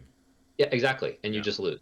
So yeah, you not only just lose from the damage output of you SLKR just can't stack, hit him. but you can't hit him. Yeah, So a counter that relies on high damage output to kill off SLKR before he can really ramp up, and you got a tune in there that cuts your damage off, well, that's got to be a key priority. So do you direct focus him to start? If you do, then Daka can bring him back, and then it's another exactly. problem, and then you're facing the idea of, you're like, okay, well, now you've got to kill a really thick character that has built-in crit avoid in their relic and might be running crit avoid arrow, and then has tons of health, and it stacks health as you're killing Yeah. zombie, and it becomes a really that's a really weird one. That's like a sponge that you're trying not to drip all over the floor, and water's just going everywhere, and you're doing your best to get to wherever you need to go to scrub or to squeeze it out, and you're just spilling everywhere, and that's really what you don't want to do. And yeah. I mean, I think that's actually really an interesting one, because I don't think I've ever thought of dropping Moff Gideon in there, but it's got some great potential, because once again, you're completely right on that. The timer. I mean, I think everybody who's fought a slacker knows that. Yeah, it's a clear thing. Like, you leave him too long, it's not gonna work out for you at all. Yeah. Um, Like here's a great example of SLKR kills anything that removes his TM or doesn't kill him quick enough. yeah, I, So I I think it was round two, either round one or round two of this GAC. My opponent set the Basti with JML, Watt, and he put Jolie and GMY. So okay, not like super crazy tunes for the fourth and fifth slot, but yeah, still like a rather daunting team that I'm sure he thought, oh well, this is going to take something either good. a chunk of banners off, or this is going to outright stop him. And I think it was more of the latter because what was behind it was relatively easy to clean up. But I sent SLKR in solo. Yeah, because Watt's gonna make him invincible almost Watt makes immediately. him invincible. Literally, it's an autoable fight up until he's close to ult, at which point you kind of have to start doing the turns yourself so he doesn't jump into a 60% ult. Yeah, But yeah, again, yeah, he gains mastery, or he gains siphon stacks on his basic, yep. and once he gets into ult, he can swipe his heart out and just ramp up his damage to the point where he 4-hit the JML, like 2 basics and the JML fell over and died, because if you can't control SLKR, he kills anything in the game. Yeah, essentially, yeah. And his nemesis JML, right? So like that's, you need to be really careful about letting a character like that get out of control. So, that's where I think like, oh, could a character like Gideon be interesting, because It that increases the stress on the timer essentially. So exactly it's like cutting a little bit of the stick of dynamite's wick off and then right. lighting it. Yeah, And I've always tried to think about fights as each team has a kill condition, right? yeah, What is it about this team, or what are the things about this team that lets it win the battle? With some teams, it might be the ramping damage of a character. It might be their ability to recover health and protection, right? Like a Bosk team, for yeah, example. They've kind of got a 2 kill conditions, right? The first is they can just outlast an opponent. If you bring in the right Bosk team with the right amount of debuffs, you can straight up outlast significant amount of teams in the game. yeah. That's kind of a kill condition if you're fighting something that doesn't really have significant protection or health recovery. And then the second is kind of getting to contract and unlocking things like Annihilate, or 50% more offense on Django, and rocketing someone in the face, right? Yeah, Like yeah.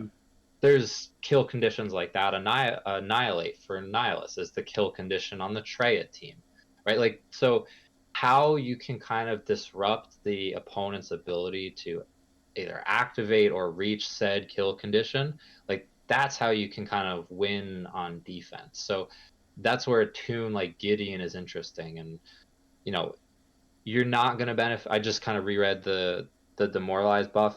You won't benefit on the revive. It's only on his first turn on the encounter. So again, this is, there's so many kits in the game, and I haven't really used the character yet, so I'm going to cut myself a little bit of slack because he's Well, still got it's still go. But still, creating are you taking? but now you've just answered the question we brought up earlier, which is, do you mark Gideon first? Yeah, 100% you do, because that's the only way to get rid of Demoralize. Right. And if he comes back, whatever, he'll drop some armor shred, but you can kill him once, and then you have to go kill Daka, because that's like what has to happen to make you able to kill Slacker.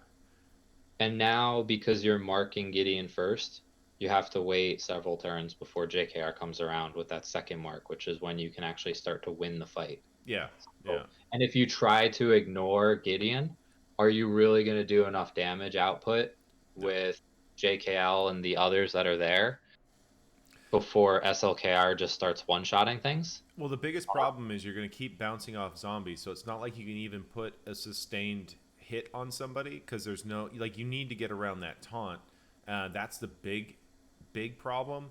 So yeah, I think if they don't mark Gideon, I think they lose. And even then, they're gonna need to get some way to get JKR to cycle his turns quickly, because one smack from Slacker and he's gonna be popping Savior. So it's like, well, the second smack's gonna fucking kill him. So like.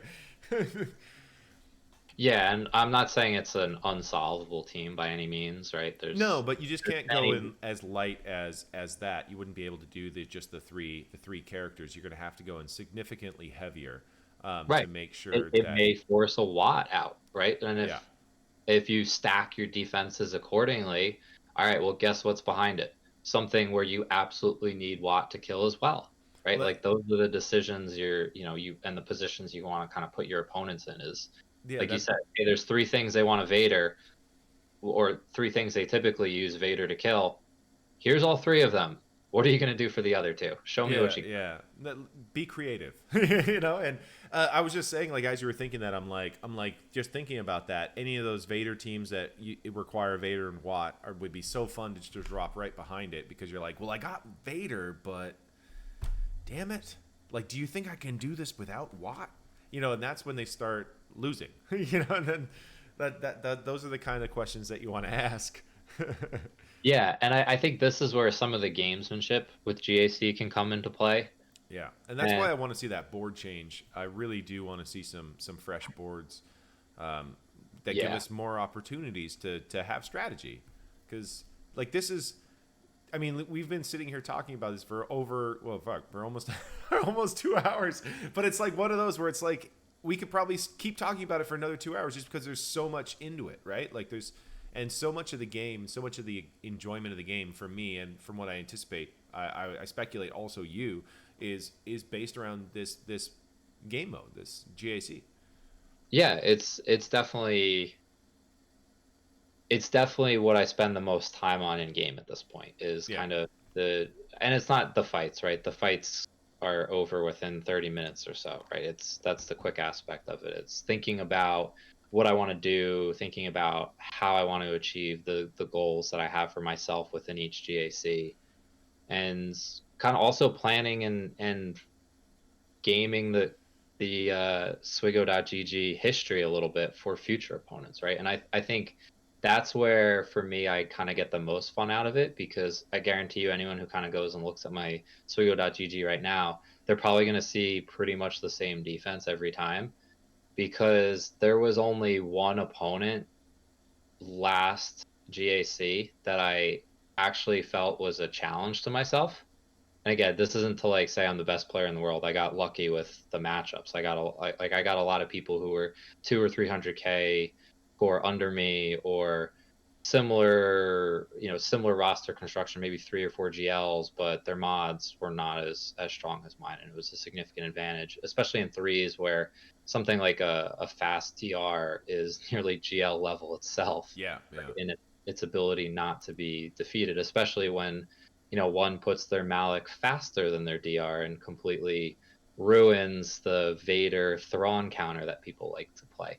But my point is, like, I only felt the need to change things once, and the person I fought dropped a battle, and this was actually on Fleet, that they probably were not expecting. I had never set both Negotiator and Malevolence on defense, and the one time I did it won me the GAC rather easily. Like, Yeah. guarantee you, like, he was not expecting that. Did not think that was, like, you know,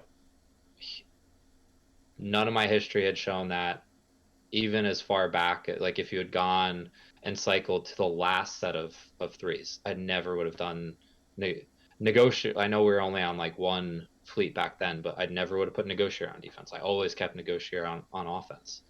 But like that type of change, when you're up against an opponent that you think is equal to your level or better than you, and you've consistently set X, Y, and Z, and you just throw the breaking ball and they've been reading fastball the whole time, it can produce some surprising results. Yeah. Well, you know what's really funny is because I'll find that sometimes people get thrown off by a little thing, and it causes like a really big issue. Like I was talking with one of my opponents, and I generally if I'm not super worried about beating the guy on efficiency on squads, or like what's going to happen in squads, I'll usually just go and take my strongest fleets, because once again I want to show that I'm taking my strongest fleets on offense a lot, so that when I do place them, it's a big curveball. And I did that on one opponent, and I was chatting with him, and he was like, I was looking at it, and I had both of my premium fleets, and I was normally going to do this, and he's like, because I had to Malevolence on your Negotiator, and you set your weird Empire fleet next to it. He was like, I tried to really underman the Empire fleet to make up some banners, and he was like, and I almost lost. He was like, one more turn and Tarkin would have got his ult, and I would have lost that fight. And I'm just sitting there going like, I didn't expect it to do that well, but it was nice to hear that it was like the unexpected consequence, because I was thinking, I'll set Negotiator, and I'll set it in a way that Malevolent struggles on a decent amount. There's a bit of RNG built in, because I was like, he's a good player, so yeah. So I was like, it gives me a chance to possibly get a hold there. So I said it like that, and it was the Empire fleet that caused him problems, because he got such bad banners on the Negotiator that he had to go in pretty light against my Tarkin, and that almost caused a loss. So it turned that condition of just setting one ship one way, made it so I almost got a hold on both of those fleets. Do you know what I mean? Instead of just guaranteeing a clear. And it's really funny that because Empire can be tricky against Malevolence. sometimes, because especially like, whether it's Thrawn or whether it's Tarkin. I mean, I like the Tarkin variant. That's the one that I think operates the best because as you're killing ships, you're getting TM. So if they do rock a malevolence in there, and you're popping those vulture droids with the AI, yeah, killing you them, keep TM wise. you keep pumping yourself up per turn meter, and you keep getting turns because it just gets you closer to that big ult, and the big ult can cause some serious damage, especially if they're just down to like their hyena or something. It's game over. Yeah, and that's exactly because the summon vulture droids have a lot less health than the like unit vulture droids. Yeah, So they only take, maybe 2 hits from Tarkin's ult and then they're gone. And all the rest of that damage is pumped into Hyena or whatever else is left. I've also exactly. seen matchups where like Thrawn goes and annihilates the Hyena and then all the other characters on the board for Malevolence fade out because he was surrounded by 4 vulture droids and you're like, well, this was unexpected. Yeah. You're like, well, Uh, shit.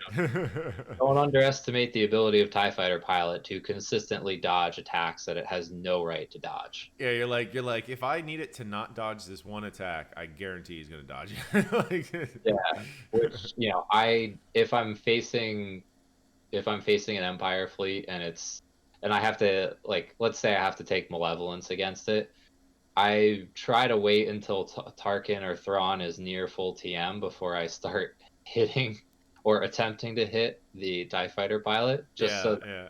he's going to be granting TM to Thrawn or Tarkin. It's not like all of a sudden he's lapping me. Like, oh, he was going to take that next turn anyway. Okay, Yeah. same thing with the GG fleet. Like, if you have to kill a Vulture droid, or you think one is going to die with like your next AOE or something, try to time it so that there's wasted TM, right? Like the whole Yeah. overkill mechanic and how that's been changed with TM. Like, cool, if you're at 99% TM and I give you 30, guess what? You only get one.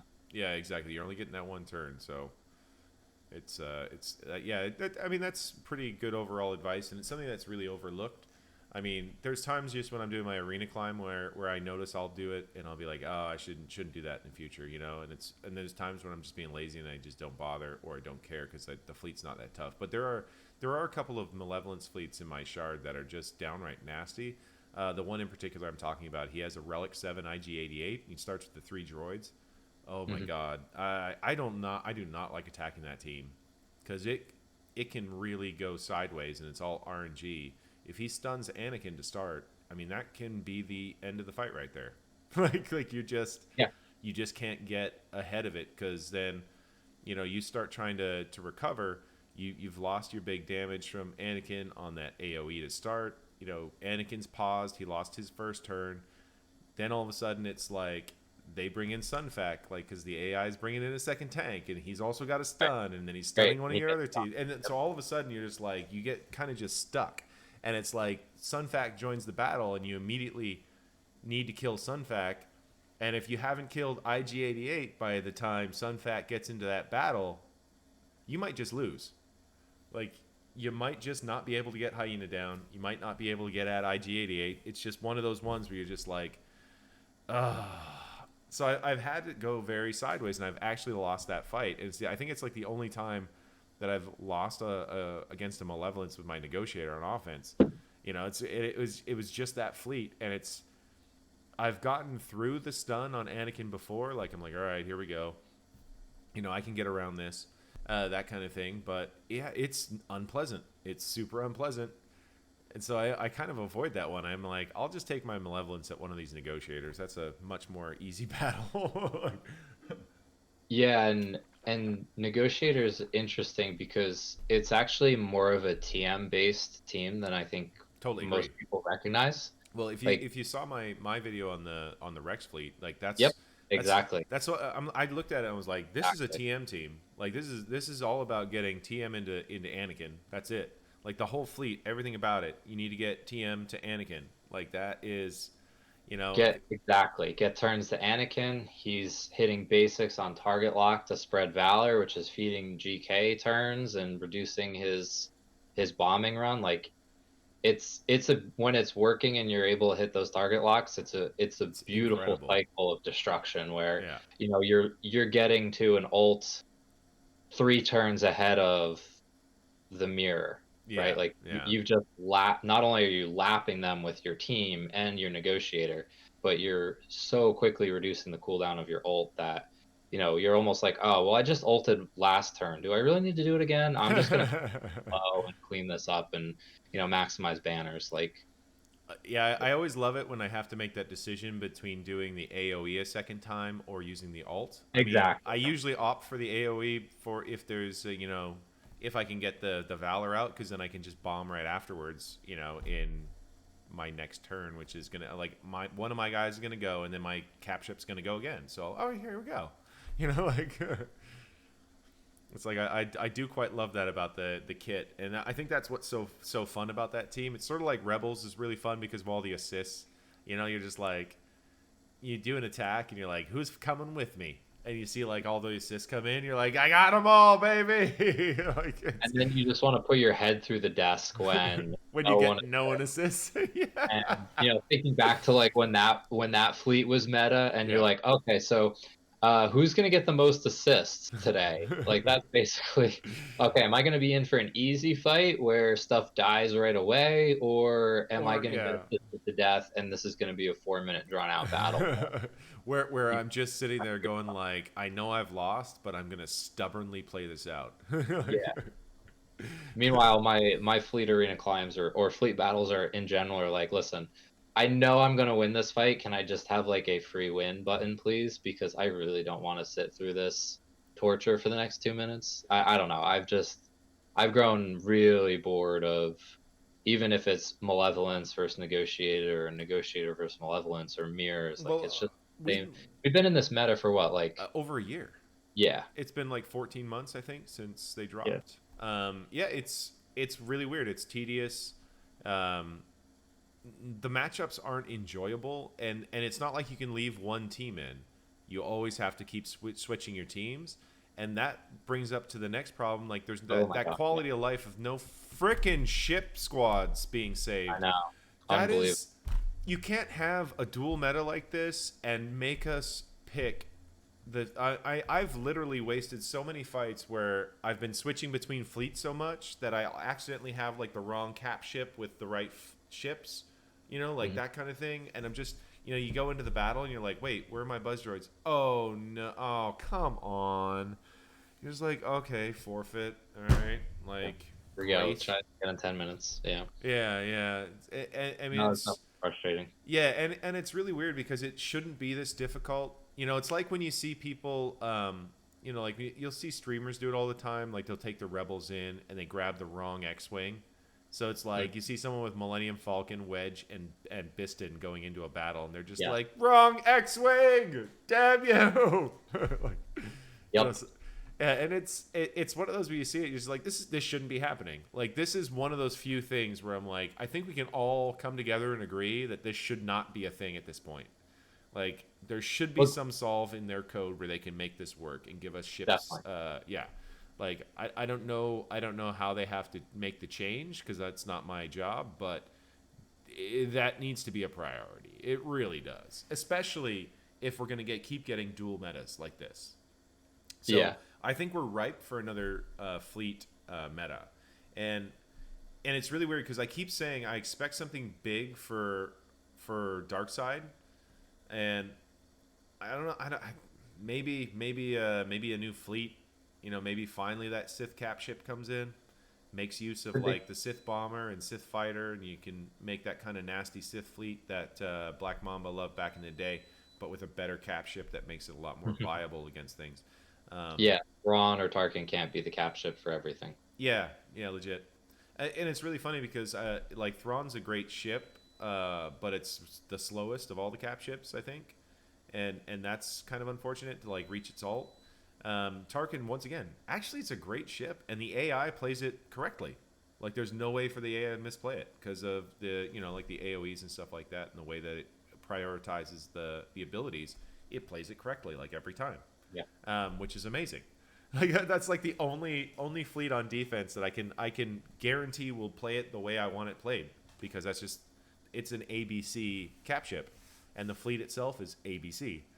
Like with the priorities of on Palpmobile, it's coming out, You know, if you've got your TIE bomber and you've got Vader out there and your Papa Palps coming out next, and then you're like, all right, great, like that's what I wanted.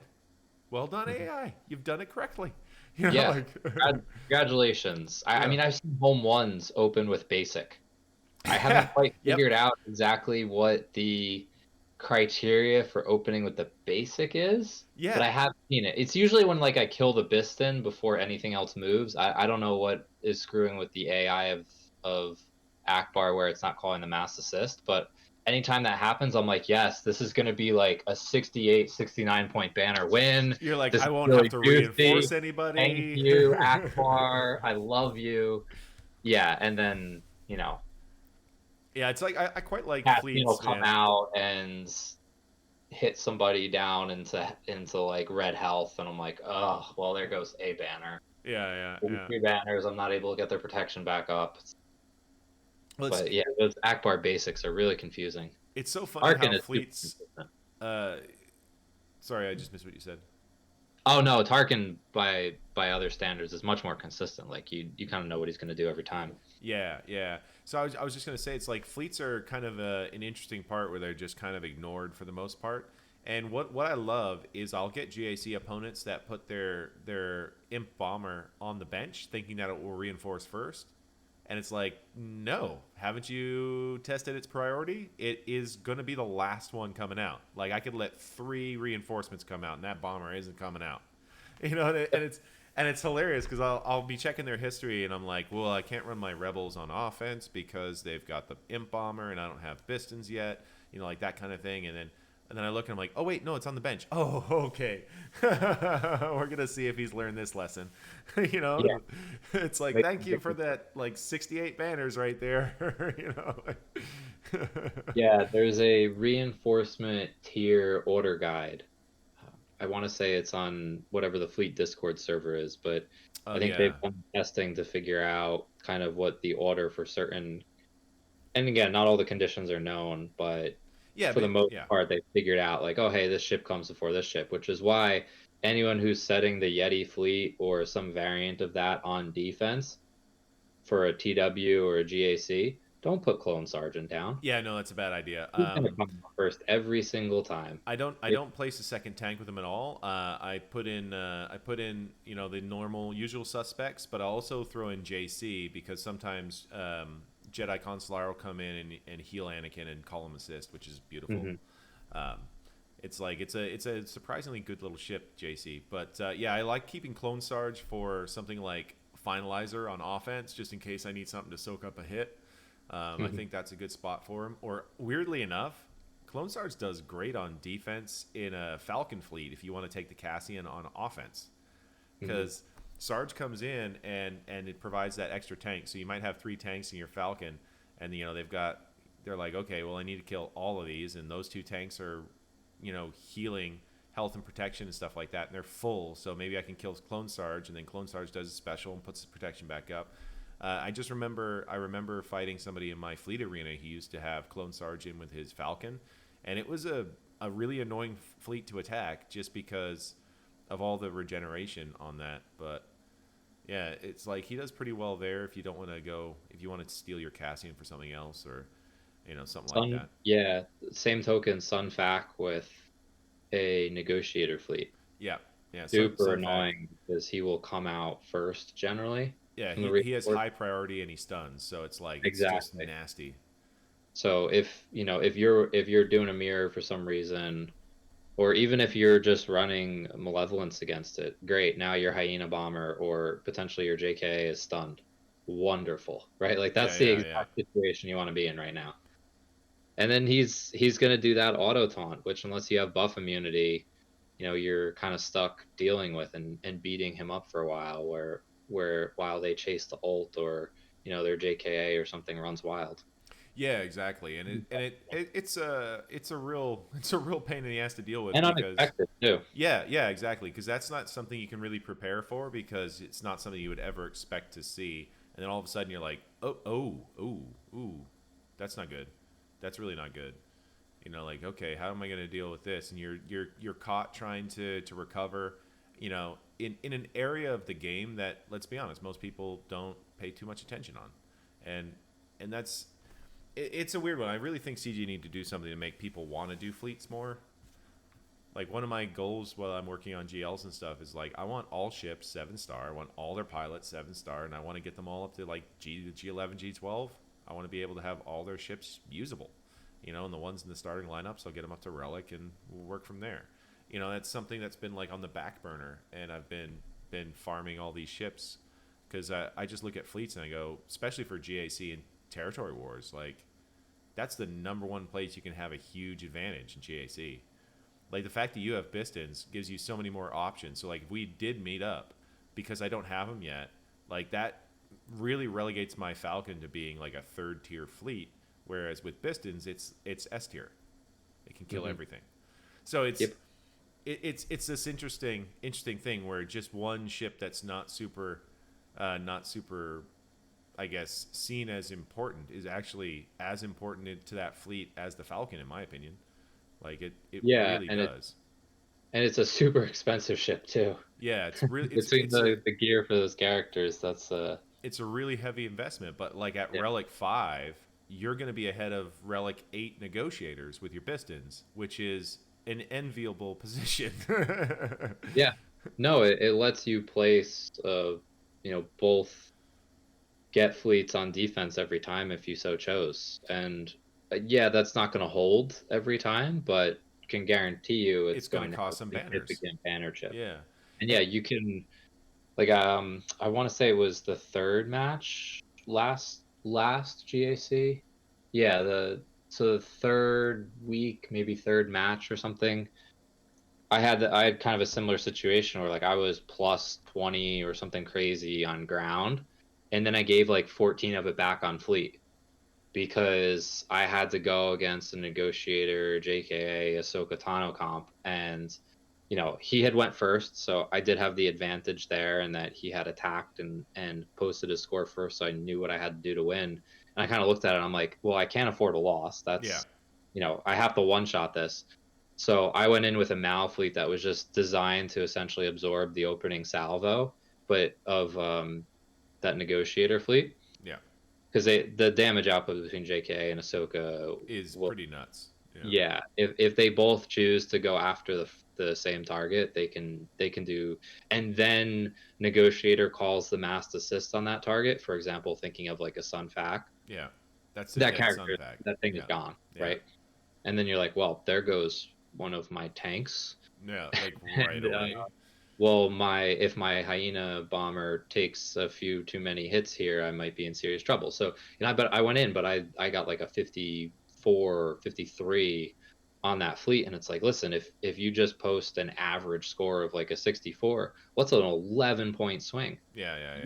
You could one shot full clear somebody, do poorly on fleet, they could drop a battle on ground, and you could lose the GAC because there's so many points to be lost in a fleet battle, right? You think about the spread between max potential banners on a fleet fight versus kind of max potential banners on a ground fight versus lowest possible banners, and it's a much wider gap. Like there's a lot more points to be lost on those fleet battles than I think people realize. Yeah, I mean, that's exactly kind of what cuts to the point I was just making. Like fleets are kind of overlooked, but they're silly important. Like just and the people who do the bare minimums in fleets are always going to be behind in GAC when it comes to ships, especially when it comes to just dealing with comps. Like you were talking about the Anakin and Ahsoka comp. Like it's a weird one. So I have like 2 different methods of dealing with that. One is I set my my spy in the starting lineup instead of Vulture, and then that one I quite like because Ahsoka always hits spy first, and then spy goes hidden, and then the AOE comes out from Anakin and the ship and whatnot. And as long as spy lives through all that, which he usually does, it's one of those. You've got suddenly a big hitter out there, and you can take down those ships pretty quickly. Just using the mechanics that are there, and then you've got your first reinforcement. You could bring in Vulture if you need to get more buzz droids on the board right away, which is often the case against that Ahsoka comp, depending on if she burns that counterattack and when. But it is that's what I was, yeah, that's that one where there's RNG that can just take you down, and it's For a sure. Yeah. yeah, it's really it's a kind of an unfortunate situation to get into. Yeah, no, it's a good fleet, and it's kind of the right thing to set on defense as far as trying to chip banners and force potentially a loss if things go sideways. But yeah, Yeah. if you're going up against it, it's not going to be an easy win by any stretch of the imagination, unless you just like severely outgear or outrelic it to the point where like you take a mirror into it and all your tunes go first, then you can just have your way with JKA and Ahsoka. Yeah, yeah. But if it's a true mirror where the relics are matched and everything and the mods are matched as far as contributing speed to each of the characters, like coin flips are going to be the difference between walking out of there in 45 seconds with 64 banners or a 4-minute knockout fight to the last round where you're lucky if you get 55. Yeah, yeah, like you're looking at, is it almost better just to lose here, bring in a second fleet? Like I remember there was one. It was like a Pyrrhic victory for somebody. They got down and they won with their last ship, and they got Mhm. something like 42 banners or something like that. So had they just lost, like we were all celebrating that win or something, like, hey, we got it, that's great. And then we are just sitting there like, wait a minute, if we had lost, we would have lost 2 banners to go in there with another fleet. Like, Yeah, that's an interesting situation, right? Like you just let it time out with the last ship at like 1 health, and then you send in the cap ship and one other ship, and it's like, huh, you might have actually made more banners by taking an L. yeah, exactly. Like just by losing there, and if that last hit came in, like you would have gone and cleaned up the other fleet with literally anything that could hit decently hard, and yeah, and then you're just stuck in that situation. You're like, well, shit. Like, Yeah, that's a pretty unique situation. I think it could happen too on character battles, probably more after like that second or third loss, oh yeah, yeah, where like, hey, okay, definitely after the third loss, right, when you're not getting any of the bonus points yeah. for the win. Then it becomes Well, like I mean, you're still getting the base bonus for actually winning the battle, but like, let's say it takes all your characters down to full, or all your characters lose the full health and full protection bonus. Like, maybe just sit there and let that thing time out with one character standing on the opposing team, and then send in one tune so you get some banners back that way. yeah, yeah. It's not a bad way to do it. On Thinking that about those note, brave fights, yeah. I was just saying on that note, I just looked. We've gone over 2 hours now. So Oh god, yeah. usually these are like an hour to hour and a half or so. So we've gone over a little bit, but I was just also checking the time. It's getting a little bit on the later side, so we should probably wind it down. But that was a damn good talk. I think we covered a lot of ground Sure. there, and talked about. I think we covered a lot of subjects that people that are obviously into GAC and strategizing forward are really going to enjoy. Yeah, hopefully. I mean, I'll just kind of wrap it up real quick then and say, you know, I encourage everyone to think about what they're trying to achieve with their GAC ahead of time, formulate their strategy once they've kind of made their decision about, am I going for the top of the leaderboards? Do I just want to try and make Kyber, or am I content with kind of taking whatever rewards come my way? And then I really do encourage folks to think about a more offense heavy approach. That doesn't necessarily mean going full cheese on defense, but something that's more like a 60-40 split on offense or 70-30 split on offense, where you can comfortably clear the opponent. You can take some undersized battles for 61 or 62 banners, and then consistently post scores in the 21-30 range. I think you'll have a lot easier time making Kyber, and you also get to enjoy the game a bit more, right? Like, what's the fun in placing the best teams and the best tunes on defense, right? Everyone spent a lot of time and effort to acquire, to mod, to build these teams. And for certain teams, like all they do is just sit on D. Have fun with them, right? Like, it's a game. That's my Play it that's play it how you want, but I think if the team is sitting on defense, then the AI is playing it, not you. yeah. And I don't know about you, but I like playing with my shiny toys. I was gonna say, like, for me, that's like C in a nutshell. I was like, he might not be the best GL, but goddamn does he look fun, and I can't wait to have him. Yeah. that lightning is pretty cool. Yeah, just watching those solos and such, and going in there light and doing all that fun, the fun trickery, just sitting there, just waiting, boom. Anyway, on that note, thanks for coming and joining us, man. I really appreciate it. It was nice to have you on here. It was a great chat. We'll have to have it again. So everybody, if you don't know Fatalorian, do go check him out. If he sends me his links, I will put the links to his stuff in the description down below. And as always, guys, I hope you enjoyed the listen. You can come back and listen to us next time. And do keep aware, we do have our GAC coming up on Wednesday again. I'm going to be in Chromium, so it's going to be spicy on Wednesday, Friday, and Sunday. So you should come check it out live on Twitch. Should be a lot of fun. Thanks again for joining us, Fatalorian. No, thank you for having me. Had a blast. Would love to do it again. Absolutely, man. Absolutely. And as always, guys, you have a good one.